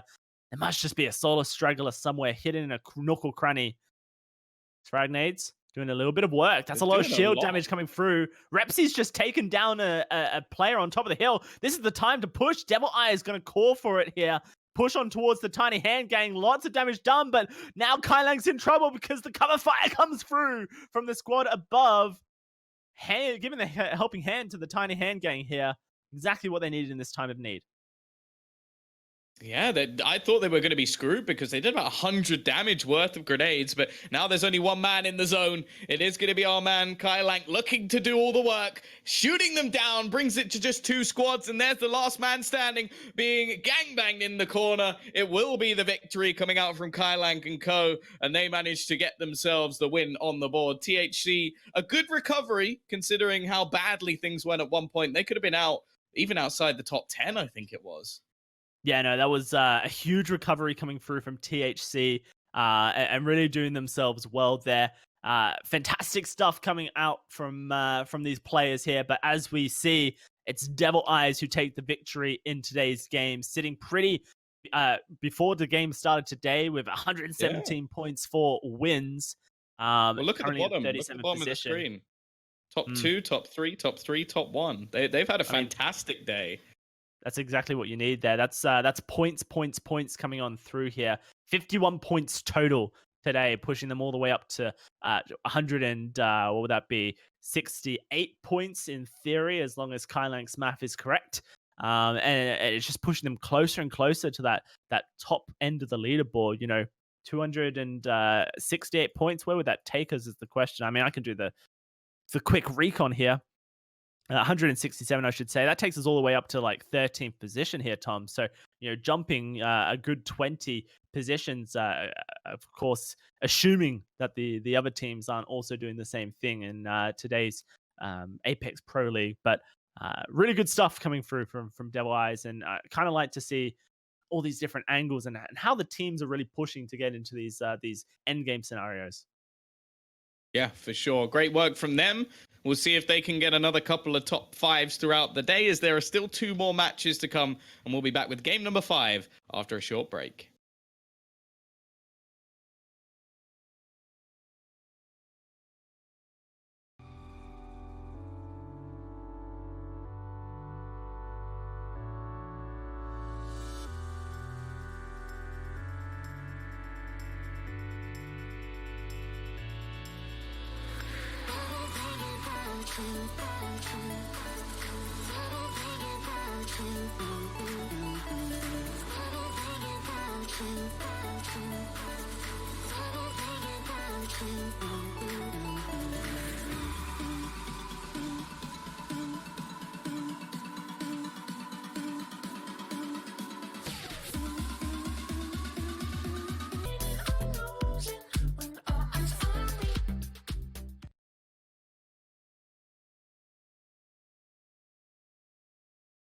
Game 5 of the Apex.Pro League is underway, and we are right back with Alex Double. I think he's probably one of the people I've seen the most throughout the last couple of days, and well, we'll see if he can get himself some points on the board. Yeah, no, for Alex W, a frequent face here on the Apex.Pro EU stream, and currently rocking the Spitfire G7 Scout. Another instance of it here, Tom, showing its face once more. Not entirely sure if I'm down for it. I mean, I see that longbow there. I thought I saw a longbow there, but I would have been picking that up in a heartbeat if there was one there. And just seems like these pro players, they know something I don't. I mean, and I'm happy to. I'm willing to live in that world, Tom, where I'm nowhere near as smart as some of these guys. It's just. I think I just need to get onto Discord and really have them tutor me. That's basically what I'm getting here. Apex.Pro, hook me up. I want to become a pro. I wonder if it could, like, we've already spoken about it earlier, like it has that sort of higher rate of fire and like a little bit better if it comes to a close range battle. The other thing as well is I feel like it's a lot less rare than some of the other weapons. So if you just can constantly find a G7 Scout, you can play with it every single game. It could just be that it's sort of the gun that you're used to, the gun that you know that you can find every single time. And if you practice with something enough, you're going to be better than it than you probably are with the guns that you find once in a while. Yeah, comfort does come into play for a lot of people in competitive play when you have to make the decision in the moment. You're going to choose comfort in most instances, and so yeah, I'm willing to accept that as a reasoning there, Tom. Well, reason one, comfort. I'm glad. Yeah, good. No, I don't accept. I don't accept that, Tom. You do better. Get one of our producers in to take over the cast for you. No, I'm at this sure point, they'd absolutely love that while producing. Yeah, no, that's what they live for, isn't it? Pretty sure. The old make the job cast even producer. harder.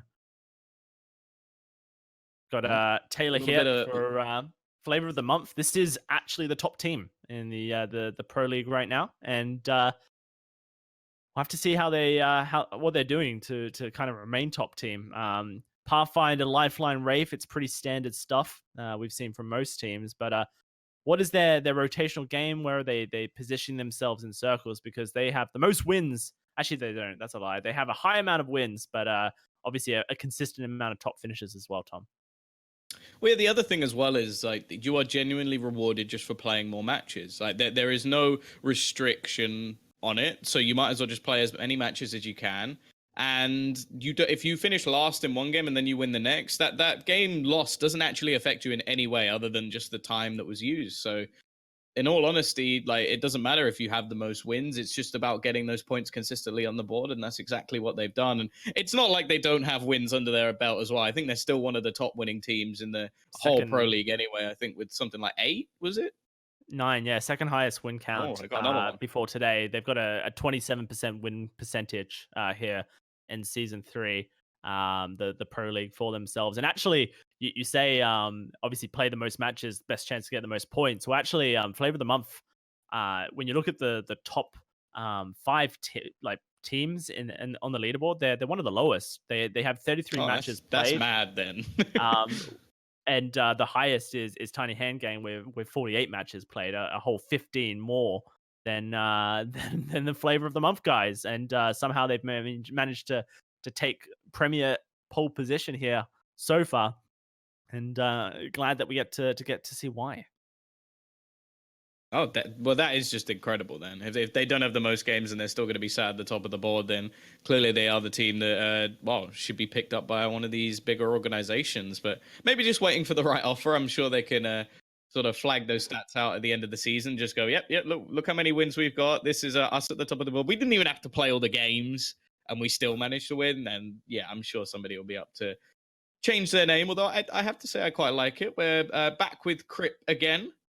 Uh, they've also had a reasonable season so far, but the last game definitely didn't go their way. So going to look to try and up the standings for themselves here. I mean, just to compare points for Crip's team here, they've played one more match than Flavor of the Month, Taylor's team that we were just spectating, and the point discrepancy between the two teams is 220 Damn. points. It's unreal. The domination that we're seeing out of Flavor of the Month, and maybe that's just it. Maybe the Flavor of the Month is just FOTM right now Yeah. in the EU Premier League. But definitely would like to see if the consistency sticks with them. And that's not to flame Team Succubus or anything here, Tom, because we've seen time No. in and time again, Krypton and the squad do some really impressive stuff. It's just I guess, the severity and the harshness of top 5 placements getting points only. Yeah, you could have as many sixth places as you want, but it doesn't make a difference in the grand scale of things. I sort of said it to Nairi yesterday. She wasn't a fan of this quote, but I said there's always someone better, which I then changed my quote to there's always someone better you can aim for, or something along those lines. But it is normally the case. Like you can be a very, very good team, but most of the time there is going to be someone who comes along and knocks you off the perch or ends up being a better unit. But we'll see if we can see a little bit more. We're on to Alex Double once again, and well, he's got himself onto the dropship. Certainly has the G7 wingman here. We got that digital threat zoomed scope as well for Alex W. We'll have to see how that works out. And actually switching out the Spitfire for the wingman is the aim here. So are seeing a bit of a deviance, I suppose, coming through for Alex W. Upgrades his helmet wear as well. They're just holding out for now, just underneath the circle. Not too bothered by the looks of it. Don't want to move too rapidly towards it. Only at zone 2 here, and quite a few squads have already exited the game. You're down to 12 at round 2. Quite a lot actually dropping out already, 8 or so. And you never know whether or not this was just a full lobby of Apex.Pro players. Maybe that was some of the players in this lobby. Not a perfect system, the lobby sniping method. But here we see once more the Flavor of the Month squad, FOTM, pushing up through cascades here. And they've already identified the building that they want to take a hold of and hold down, pushing into this new circle. Yeah, we saw them earlier in the game use the Pathfinder to find themselves the rings. So they've got them in fairly early. And this is something we've seen from quite a few teams. Like, get the early positioning, find a building that you can lock down in, and then you don't have situations like this where you're around the edge of the ring, there's players shooting at you, and you're trying to rotate around the outside. It's sort of like the balance of two. You don't want to be like too far, like traveling inwards, and you don't want to be like sort of too far out because obviously then you're out of the ring. So it's sort of a soft balance, and at the moment I'm definitely more of a try and get the ring right early on, maybe have a few earlier fights and then be safer later in the game, because that's where it really matters. But either way, Crip not in too much trouble at the moment. They're going to go for a longer rotation, get away from some of the players they've clearly spotted earlier on, and make their way into the ring, knowing that there isn't going to be anybody behind them. Yeah, no, that's all. I mean, they were getting shot at as they made that rotation, so it will be something that they note that there could be a push from behind them. I've just remembered that Flavor of the Month previously was the Riddles squad, so Yeah. was actually with an organization. I guess things didn't work out there, but if you're an Didn't they win as well organization last current, season? yeah, I don't remember. Can't remember exactly, but they definitely have put up great performances, consistent performances, and this season, kind of just showing that the refinery is truly working right now. Can't wait to see where they end up here in the Apex competitive scene. I'm sure big things are ahead for the boys over there. But for now, here's Alex W on top of markets. They've rotated just a little bit. Going to get this lifeline care package, just a pretty quick one. So clearly got a couple of them ultimate accelerators down the old God's number there for the lifeline there. And at this moment, they're pretty content. You know, sitting still, moving slowly, trying to get towards that circle without pushing too hard. And maybe this is the difference between a more average team in the pro league and one of the top 10 teams is that Alex W's squad they're just kind of ring hugging as they push in, whereas for Flavor of the Month they've kind of just balls to the wall straight into the center of the circle to secure a Yeah. compound for themselves. Well, I just checked just to be sure, and yeah, Riddle was the team that won the last season as well. So season two champions, season three currently right at the top. So it could just be the fact that they're looking for that big boy organization. That's the reason they've left, with proof that they're clearly one of the better teams, if not the best, currently in the EU Pro League. Obviously, we have teams in NA as well who we've seen a few players like try and jump into some of these matches here and there, but most of the time they have stuck to their respective region. There's that digital threat coming into play, all the information gathered. Now, with the scout, a little bit heavier on the drop off. So it's not going to be as effective as, say, your Crave or anything else, but this is where it can be. Just spamming away, 3 or 4 shots connecting. He gets quite a few chances. And that's the thing. If you have the ability to get that recoil control, you can hit so many shots and do so much damage in a matter of seconds. I mean, those first two shots that come from the G7 Scout can just be the game changer in so many ways. Tom, if it is a knock or maybe just a suppressive fire to allow your team to cross a dangerous area, and this is one of those dangerous areas right here, the east end of bunker. Constant rotations through the center of the map that players are trying to refine daily. Here in the pro league, you can see that squad that Alex popping shots off towards. They're pretty content in their current position because they know that Alex W and the team have to cross towards them. They're kind of stuck in that position, and it's just not looking good. Nades flying, shots flying. Alex W doing his best to run here. Zip grapple coming up. He was spamming that, ready for it to come up, and is thankfully for himself going to be able to get that shield battery down, get the recharge. But I'm not sure the rest of his team will be so lucky.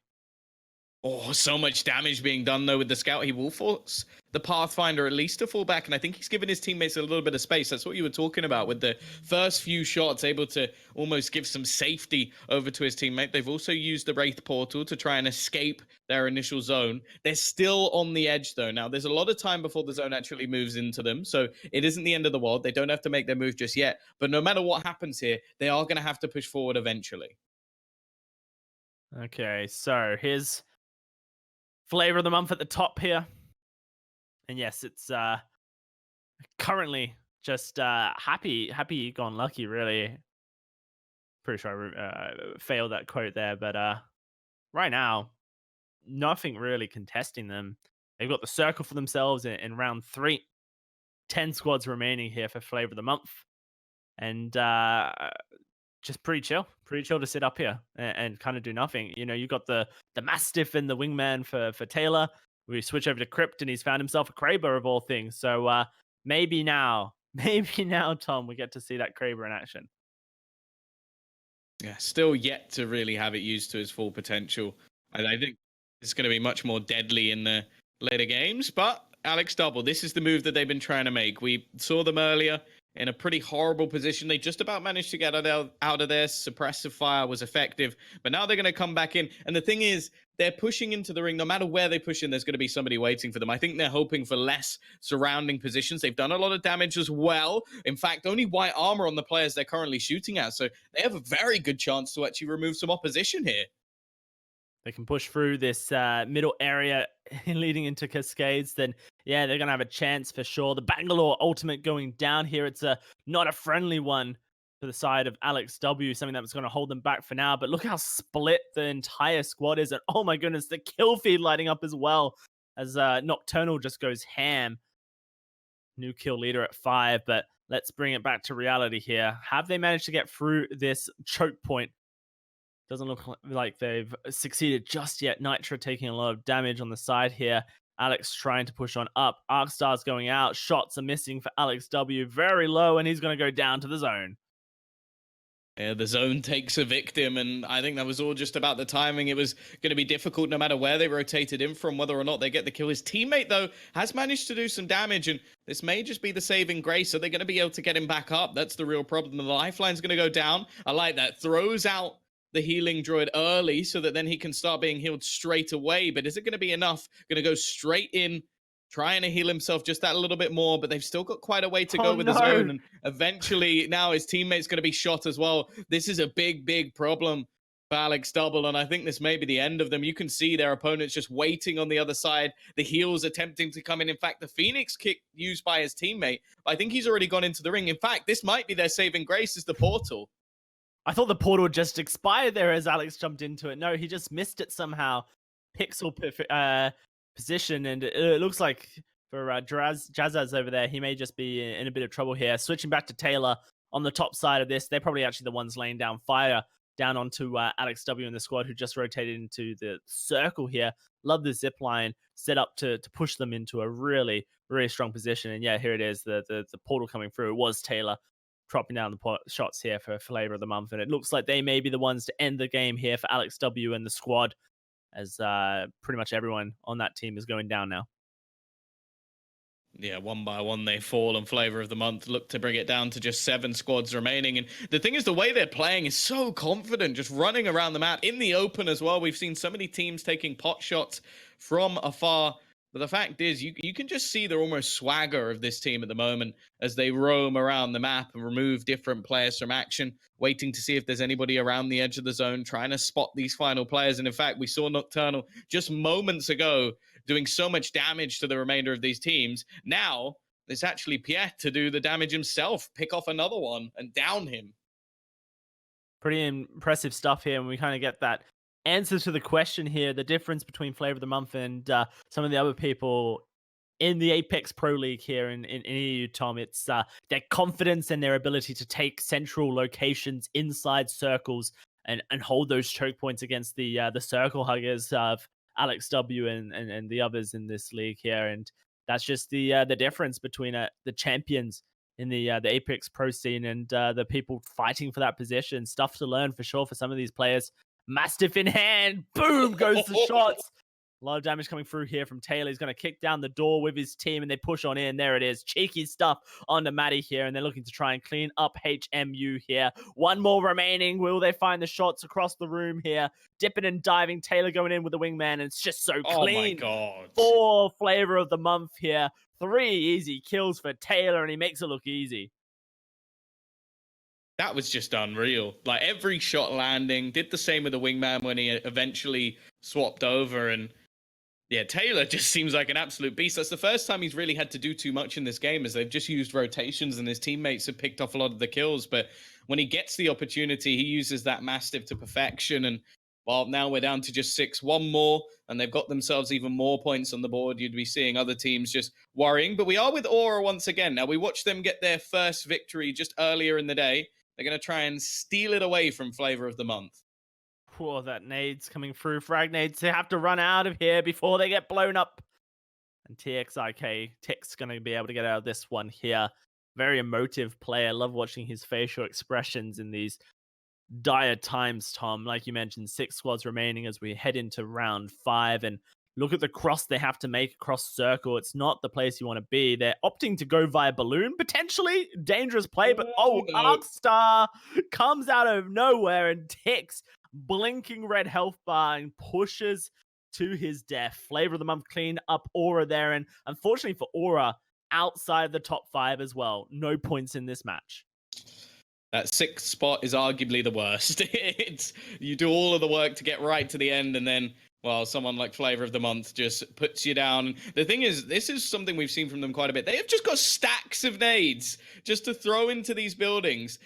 We've seen so many teams in these late round positions wait for the ring, play passively, not really push too aggressively. In the last few moments, we've just seen this team take fight after fight after fight and win every single one. They're going for it again. They have the close range weaponry. The Mastiff already going to be connecting the initial shots. They are just styling on opponents at the moment. The question is, are they going to get punished at all? Or are they just going to continue to hunt down these remaining squads? Taylor, he wants the stats. He wants to get those kills. His 4th kill now onto the board and only 4 squads remaining. 4 kills, 4 squads, and you can see them up there on the top end of the circle. Shots coming through, but round 5's closing, and potentially for Flavor of the Month, they have it. Edge of circle coming on up. Ring will be closing in just a second here, and they're going to have to make the push towards the circle. Moving on in. High ground available for them if they can get up there. They've got the Pathfinder ready. I'm sure the grapple could put them into position. The question is, who's lurking around these corners? Even still, spotted players down below. The information gathered. I think they've seen players above them as well, as they start to look to use that wingman once again. It's been clinical so far, but the nade's actually doing a lot of damage. Taylor in a little bit of trouble here, but he will be able to fall back and heal. He still has his teammates alongside him. Noth yet to really take too much damage, and being the healer for the squad can just drop down the drone. They will just be sat in the corner together just inside the ring. Well, up above them, here is Crip. We haven't seen a particularly high placing position from him so far, but now into the top 3, the grenades will drop them down. That Kraber still sits in his hands, and this time we want to see him start rattling off some shots. It's not going to last forever, but there it is. The 1-2-5 hit. I think that was onto Taylor as well, or at least one of his teammates. So leaving them low, leaving them honest. And well, this team is going to have to push a little bit further down, but they're not going to do it just yet. No, round 6 closing in just 40 seconds, and Succubus have the circle. Oh, how did that not connect? A hitbox. Respawn, please, says Crypt. Can he get the headshot here? They're crouching behind. Boom! 187 coming through from Crypt. Not quite enough for a kill due to that purple helmet, purple armor, keeping them alive down there. Flavor of the Month surviving for now. 16 seconds, Tom, and the push will have to come through from all of these teams, but you have to imagine that Succubus were the last ones to enter the new circle. Nope, never mind, they're going in. They want to take it early. It's only going to be a few seconds left anyway, and they're going to be waiting for the rotations from the remaining teams. You see the Wraith just pushing through, being spotted by Crip, but he's going to slightly run out of ammo, has to go for the quick reload as he looks to try and take control of this circle. The Wraith has gained some control for his team, but already so much damage being done as he pushes forward to try and finish this one off. Knocked down onto WC. Nocturnal falls once again, and it seems to be all the damage coming in at the moment from Crypt and his team. It's left all down to just one, and he hits himself the no-scope as well, but he's got to be careful. The push is coming from his opponents, but Crypt has done it. The team have done it. They have shut down the team who's winning the league at the moment, and they'll get themselves the majority of the points. Fantastic stuff from Crip, styling on Flavor of the Month there with the no-scope Kraber shot to finish off Flavor of the Month here. Succubus taking first place in this 5th match of day 6 in the EU Apex.Pro League here, and fantastic stuff. You just kind of see the dominance of position, high ground, and the Pathfinder that can put you all there, and you going to have to be pretty happy with that win there. Second of the season, I believe, for Succubus. And not only is it second of the season, but it's second against that top team as well. Really just showing that they can play it with the big dogs. Even still, flavor of the month, they're going to get themselves some more points onto the board. And we finally get to see some Kraber action. Maybe there'll be a little bit more in our last match of the night, which will be coming up after a break.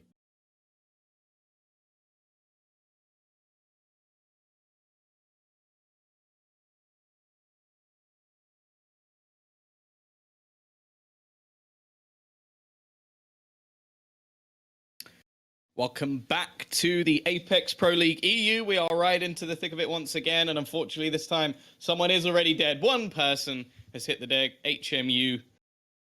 See you later.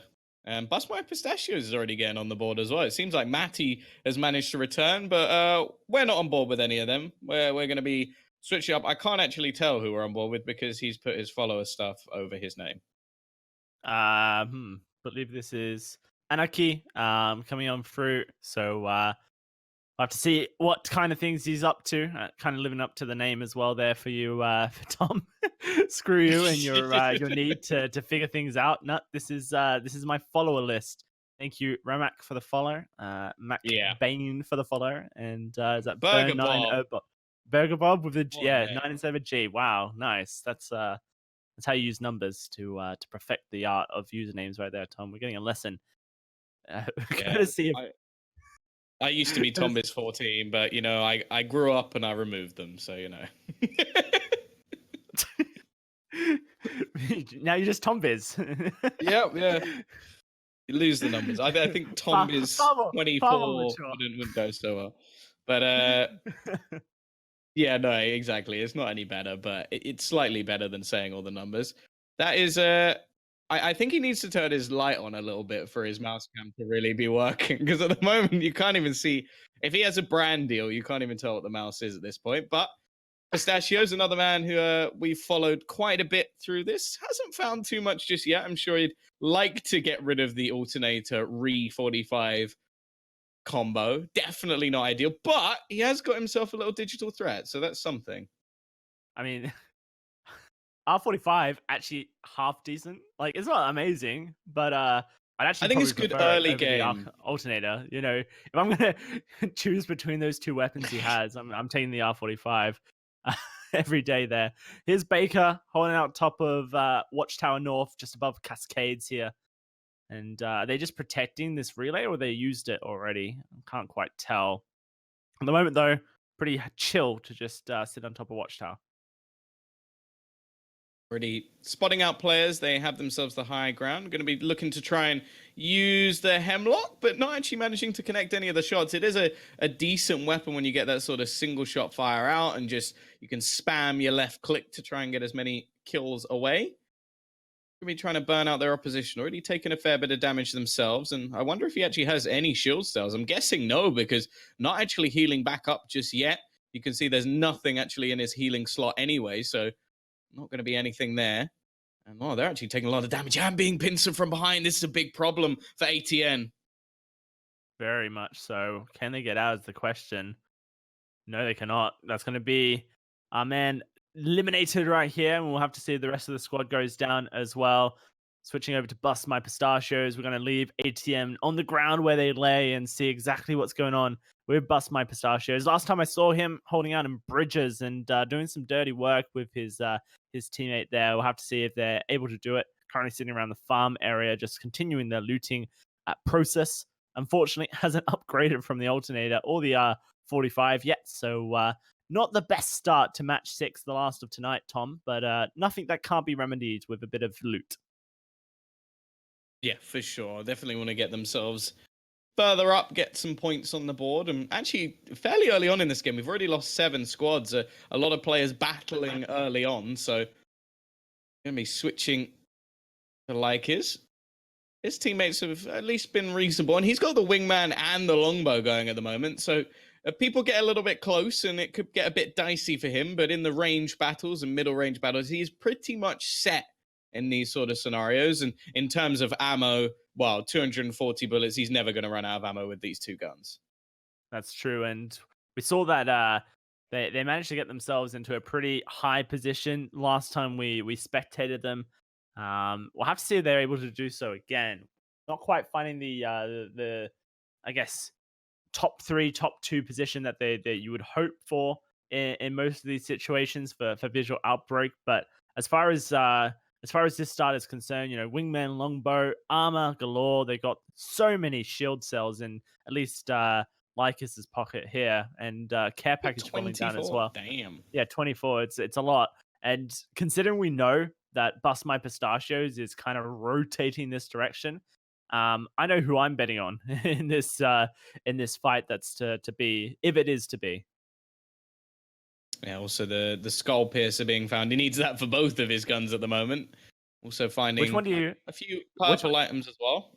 which one do you think he puts it in? Do you think it's you just put in the longbow, kind of trusting that you can get that first shot off for the headshot, or do you I would say put for in the wingman now, because you spam it? especially because it's like so early into the game and there's such a lot of space. Like you're going to be fighting a lot of teams at distance. I would just go with the longbow and just try and pop the heads from far away. Shots being fired out here by Westo, potentially towards Bust My Pistachios. We don't have exact confirmation of that just yet. Sharing loot, Arcstar on the floor to make sure that everyone has as many nades as possible here. And they're trying to figure out where they want to go, kind of pinging that bunkers area that we often seen teams gravitate towards, the river area just left of bridges, right of cascades. Be interesting to see if that's the call for most players here, because not necessarily an easy location to hold out here. Bust My Pistachios manages to kind of avoid trouble at all with visual outbreak, and they made their way down to Hydro Dam here, so they've got lots of looting potential here, higher tier loot for themselves, and going to be very happy to get rid of that R45. I'm telling you. Yeah, over to the R99. Definitely the better of the two, and lots of purple armor actually being left around. So they're going to be retrieving that and, well, pretty much well set at this moment for Anarchy and Co. As they will all be upgrading. Not a whole lot of ammo for him, but at least enough for a couple of battles. And well, in his R99, he's got absolutely plenty. So can pretty much just spam bullets downrange. Yet to really get the full-on stabilizer, but I feel like that's, for someone like me, that might be a bit of a problem. But for these guys, obviously knowing the recoil of a lot of these guns, something that you can practice and learn. And I don't think they'll be having too much trouble in this situation. Still yet to pick up the purple armor. I wonder if there's actually a reason behind Yeah. that. So what players do when they're holding in a compound is that they take their armor off, or at least like put the armor on the floor so that they can peek through the windows. If they take any shots, then they can replace that armor in a time of need, and it kind of just like saves shield cells essentially, and allows them to kind of use the armor as almost like peaking armor. So that they're not having to recharge or anything. So currently, Anarchy and the squad here in the middle of the zone, just east of the bunker here, and they're just gonna hold out in this building until pretty much a team pushes towards them or the zone forces them out. Well, in the meantime, zone's also been spotted out by VO. They're going to have themselves all the information that they need, thanks to the Pathfinder once again. And you can see they've marked a few potential spots that they want to try and take control of, maybe get the higher ground, use that sniper rifle. They haven't actually, we were speaking whether or not he's going to put the skull piercer on this weapon. It is not. It's currently, if he did retrieve it, sat on the wingman. So he wants the ability to hit multiple headshots rather just the one and done. And if they do get a little bit closer, more of a chance to finish them off from there. But they are going to have a lot of information. The thing is, though, taking the shot with this longbow will give away where they are. That's true, but speaking of giving away where you are, Anarchy and the team just spamming the open and shut of that door there. And potentially they were trying to like peek it, take some shots. They know when the timing of the door is going to be open and shut. Oh, the damage coming through. Imagine you had the skull piercer on that headshot there. Would have done some dirty work for Lycus here. Currently, Virtual Outbreak pretty content. They've got the hill here. This seems to be a really popular position for a lot of these pro players, constantly sitting up here, and he's been have to given see if it. anyone There we go. contest them. There it is. Yeah, he's like, mate, give it to me. I'm hitting headshots. Hitting the shots. Yeah. Yeah. No, he hasn't. And He's missed it's everything. sort of just shoulder. Yeah, Oh, shoulder. there it is. There you go. That's the pop of the head, but ultimately the thing is with the headshots coming in, they're not going to be able to finish off any of these players. All they're really doing is Sure. wasting shield cells for their opponents, and they've got plenty. So it's not the biggest deal in the world, but at the same time, the chance of getting any sort of finish is slim. Yeah, and this is why players do like collect the armor and just place them in the middle of the room so that they can take these peak fights and not have to waste their shield cells, because Yeah. it is just a game of attrition at this point. It's trying to whittle away your opponent's resources in these long range fights. You know that you can't get the kill. You're also not planning on ever pushing on a knocked person there. You're just trying to waste as much resources as they have and try and maintain them for yourselves here. So we'll see how that goes, and if anything comes of that, maybe you get some knocks and the revives come through. Regardless, here's Bust My Pistachios and Squad. They've really had a dire time on the armor front here. Still 2 sets of tier 1 armor for this squad, and only a tier 2 for the lifeline here. So it's definitely something they're going to be looking to upgrade, and making kind of a desperate push, you could say, through the marketplace to find any loot that's been left behind. Potentially, maybe they get something, but at this stage, you're kind of sweating heading into these later zones here, Tom, knowing that you're going to be at the disadvantage. Yeah, this is a tough situation to get out of, and you're kind of hoping really that it's the opponents to do a lot of the damage. And well, speaking of that, we've got the guys at Visual looking to try and find someone. Lots of damage taken, almost losing life as they have to fall into this corner. They are going to end up using the drone to give them that extra HP. As we've already mentioned, they've got so many shield cells, so they're not going to be running out of shields anytime soon. The fact is, it seems like multiple teams are now trying to force them out of this upper position. What started off being so valuable has now become a bit of a burden to the team. Yeah, huge contests coming through from a squad from below. They've got the nade spam flying through, and really what they want is a nade to secure a knock, and then they can push on here. And I mean, the shots coming through onto Lycus, it looks like the knocks could be coming very shortly for Visual Outbreak. They are not succeeding in holding the top of the hill just yet. Can all change, of course, in just a moment. We'll have to see if the squad that is aggressing does decide to push on up to this platform here. But for now, at least for Visual Outbreak, they do hold one of the better positions in this current circle. Yeah, I think for the other teams as well, although this is a valuable spot, the teams that they're currently fighting in front of them arguably have an even better spot. They're hidden in the buildings. The ring is much more likely to center in that direction, or at least be kind in terms of centering there, where you may have a chance to move in that direction. But the fact is, this corner spot may end up being a little bit problematic. Anarchy at least is having a good time, just going to be jumping around a little bit. And you can see, again, it seems to be every time it's the Pathfinder, the one actually taking the peaks, using that sort of almost bait armor, I want to say. What are they going to do with this? Place Is it there out on the anywhere platform. they go? Yeah, there's a platform just outside. If they want to, they can place it out there. Here we see Bust My Pistachios. They've made a long rotation, haven't they? Wanting to push over towards the circle now. They're going to have to push up towards bunkers. The question is, do they go west or east of bunkers? West probably the safer decision temporarily, but will become worse of a decision as you get towards the end of it. Purple armor upgrade, and that means that they've at least got rid of one of their tier 1s. It's a pretty valuable care package from that front there, Tom. But still the big rotation coming through from the team. And it looks like they are taking the circle all the way around west to the western side of bunker, and then they're going to go up either through bunker, probably not. Probably just towards the that north choke point into the Cascades area. Yeah. Yeah, chances are as well, the closer they get, the more they're going to hear of all of the shots coming from the other side of the bunker. The question I have is there going to be anybody inside the bunker, though? You have to bear in mind there's still 11 squads left. We've only really seen a few of them along the way, all fighting around in the buildings. Finally, we're going to see. I think that was a switch that had been sort of set up for a long time, like the Hemlock just being kept for ages so that any sort of equipment that was picked up can just be switched straight over to the Wingman. Yeah, this is the battle that eventually they will begin to hear when they get closer into the bunker. But as said, I am more intrigued to see if there's actually somebody inside the bunker just waiting.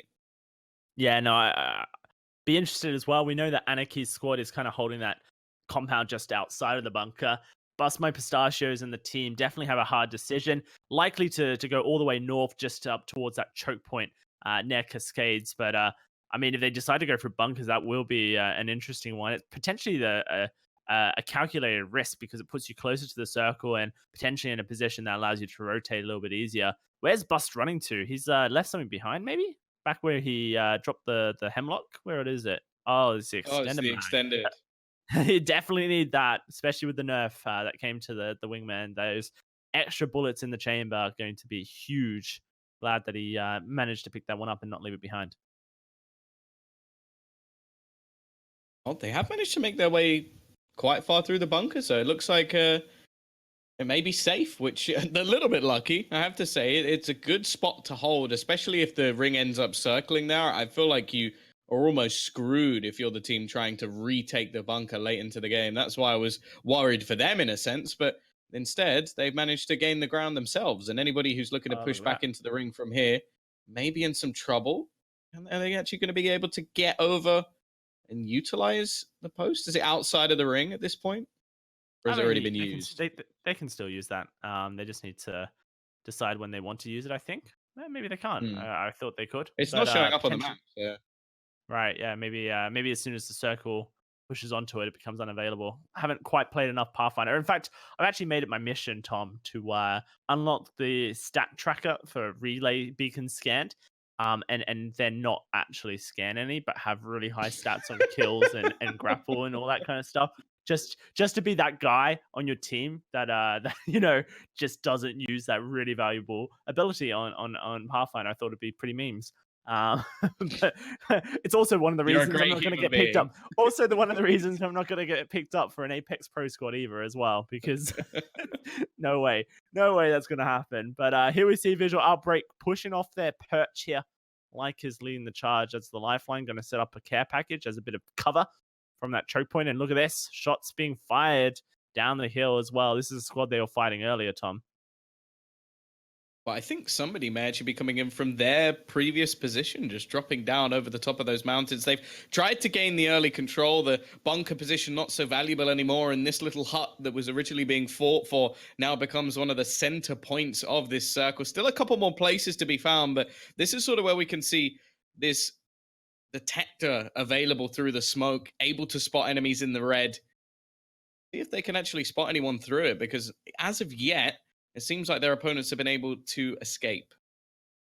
Certainly have been able to escape, and you're constantly seeing the paranoia of Lycas as he checks up to that towards that choke point, make sure no one's coming. Pretty solid compound, like you mentioned earlier. That visual outbreak of being able to take it still pretty high up in the circle as well, which gives them a lot of advantage, especially with their rifles here. Reef portal has been spotted below them, and they do believe there are people below them, and yeah, they are. You can see that they take one out. It's 13 up, going down. One of them does manage to escape here, but now up towards that choke point they look. They're wanting to make sure that they don't get pushed from any unlikely angles here. With only 8 squads remaining, or 9, I should say, getting close towards that prime position, and only 3 more match days, today being the third left in this season as well. Season 3 comes to a close on the 2nd of May, Tom. And so this final match of tonight, pretty heavy as far as the implication of points is concerned. Nades falling in. Bust and Co. They've managed to get some upgrades along the way. Like they've now got another one of those tier 2 armors to replace the tier 1 that they previously had. And they are just right on the edge of the ring. Mention the fact that the bunker was now uninhabitable due to the ring closing in so far. And obviously, the higher you get into the game, or the further you get, I should say, the more damage it's going to actually do to you. So you can't really hide in there so much now that we are on that stage 5. It's going to be quite painful, and the higher it gets, the worse it gets. But they haven't actually got too many teams around their position at the moment. We know that there's quite a few across the river on the other side of the bank, but as of where they are, it doesn't seem anybody's really taking any pot shots at them. I don't know if Anarchy's still alive here, but I have to assume that they are inside this building. In fact, that's probably who Bust My Pistachios is shooting at here. Anarchy in this compound just across here. So at this point for Bust My Pistachios, they have to be careful because they have to cross this ravine. And we know that Anarchy is inside this compound now. Confirmation coming through for ourselves. And this is the moment they've been waiting for, Tom. They've been sat in this compound for 4 zones now, Tom. It's been the long con for them. Question is, will it pay off as far as position is concerned? This is obviously best way to play as far as placement is concerned. Find the compound that's going to be central point in circles for as long as possible and just hold it. And for Team Anarchy, they've got antsy. You've seen them kind of bopping around the building and doing their best to stay sane, but they are going to have to rotate over towards Lycus in the squad. And this top end zone is kind of where all the money's at. This is where everyone wants to be. Damage being laid down range. The down actually comes in as well, so they're going to try and finish off one of these players, bring it down to 7 squads. They want to get close into this building while they're at a player disadvantage on the other side. But actually, a lot of damage coming in for VO. They've got to be careful not to overextend, and they must know that there's other teams around this area as well. So getting too aggressive towards this late stage of the game can actually be a bit of a burden. It can be the teams that just hide, in fact, that manage to get themselves the victory. Either way, Lifeline actually going to be sat right next to the ult, but does manage to escape just at the last second and going to go right in towards the building, but wants to heal up. And actually, the aggression has been a big punish. They're going to lose themselves an extra player, and now the battle continues further down into the ring as well. The last ring about to be coming up, and the spam coming away from Bust My Pistachios. They're looking to get right into the thick of it now as they sit within the top 8. They can upgrade all of their stuff. Even a fast heal backpack will be in the mix as well, and they are well set in this game now. Just like that, we lose Lycus and Anarchy. 5 squads remaining. Bust My Pistachios in that prime position now for match 6 of day 6 here. And now, bottom of circle, they do maintain position in the circle as we push towards zone 6 in just 50 seconds here, Tom. But at this moment, question is, how do they retake ground? Because as soon as that zone 7 is revealed in about 50 seconds, a minute's time, they're going to have to push somewhere. And you have to assume that with the majority of the zone being on the upper platform here, then up is the answer. Have they just set up a zip line up? Yeah, they have. Okay, so there's a zip line now going up. Courtesy. Actually, no, that might just be the map one. They need a much sharper angle there, I think. Here we see Vass at Chicken Eco. And this is the squad that took out Lycus and Virtual Outbreak, I believe, Tom. Yeah, they are well positioned, currently inside the house that's dead in the center of the ring as well. So they are very well placed for what this final ring could be. 5 squads remaining, so everybody's within the points at this point, but with 20% going to the team that finishes 5th and the full 100% going to the team in the top. But look at this thing. You said they needed to go up. They're actually still in the center. Or not in the center, on the edge. They're still in the zone. The big problem will be when it starts to move in, I don't know how they're going to get up there unless they are actually just going to either use the Wraith to portal round or just try and shoot a zip line straight up towards that portal. Either way, it is going to be a tough position for them to get out of. But while they wait, teams drop. A 4th squad, or 4 squads now remaining. And they're getting more and more points by the second. Yeah, this is actually pretty cheeky. Maybe we can get back to Vass in just a bit, as it seems like they're in a bit of a fight here. People on top of their building, they've taken someone down. They're trying to get the kills, pushing out of their hut here to secure them. And here comes the shot from Chicken CEO. One goes down. Can they get any more is the question. Vass trying to clean up this entire fight. They've lost a member and they need to revive. In the corner, they get it. And there it is. 7 kills for Chicken CEO. They do lose, unfortunately, their Wraith in the process. And all this time, down at the bottom of the circle, Bust My Pistachios and the team are waiting patiently to strike. We know that the circle will close inwards. In fact, they have striked. They're up. Yeah, this is the moment they've chosen. They've seen the other teams battling it out. They've seen players drop in the kill feed. So they know that their opposition are going to be vulnerable. So this is the moment they've taken to try and get right into the thick of things. They know there's players up in the building as well. And they're going to try and actually set up a little portal up the top. They're going to take control of the top of the building, which has been fought after for quite a while by the opposing sides. However, do they actually know that Vass are inside the house still? They're looking to try and spot them out. They have seen it. The little red cursor flickers as they now have all of the information available to them, and down to just 2 squads left. They picked the perfect moment to try and push back in. It is back and forward, but Bust My Pistachios will win the game, and from pretty much rags to riches. That was a fantastic turnaround from this team. Fantastic story all the way through the game. R45 alternator to champion here for Bust My Pistachios. Definitely not the most dominant of victory as far as, all the fights that could have been taken. They really just chilled it for the most part, Tom. But they got into the top position. They got 8 kills between the squad. They did the damage, and they take home that first place as well. Prime points for the last match here, and it just shows that position is king, and the way you rotate through the game will always be the deciding factor of your story here in Apex. Yep, that is the last game of the day, I believe. So we're going to be heading off, kicking it out for tonight, but there will be more games tomorrow and the final day in just a couple of days as well. So make sure you do tune in. Make sure you follow the channel as well, as you don't want to miss out on any more pro Apex action. But either way, from me and Dowsey, that is it for tonight. And thank you very much for watching.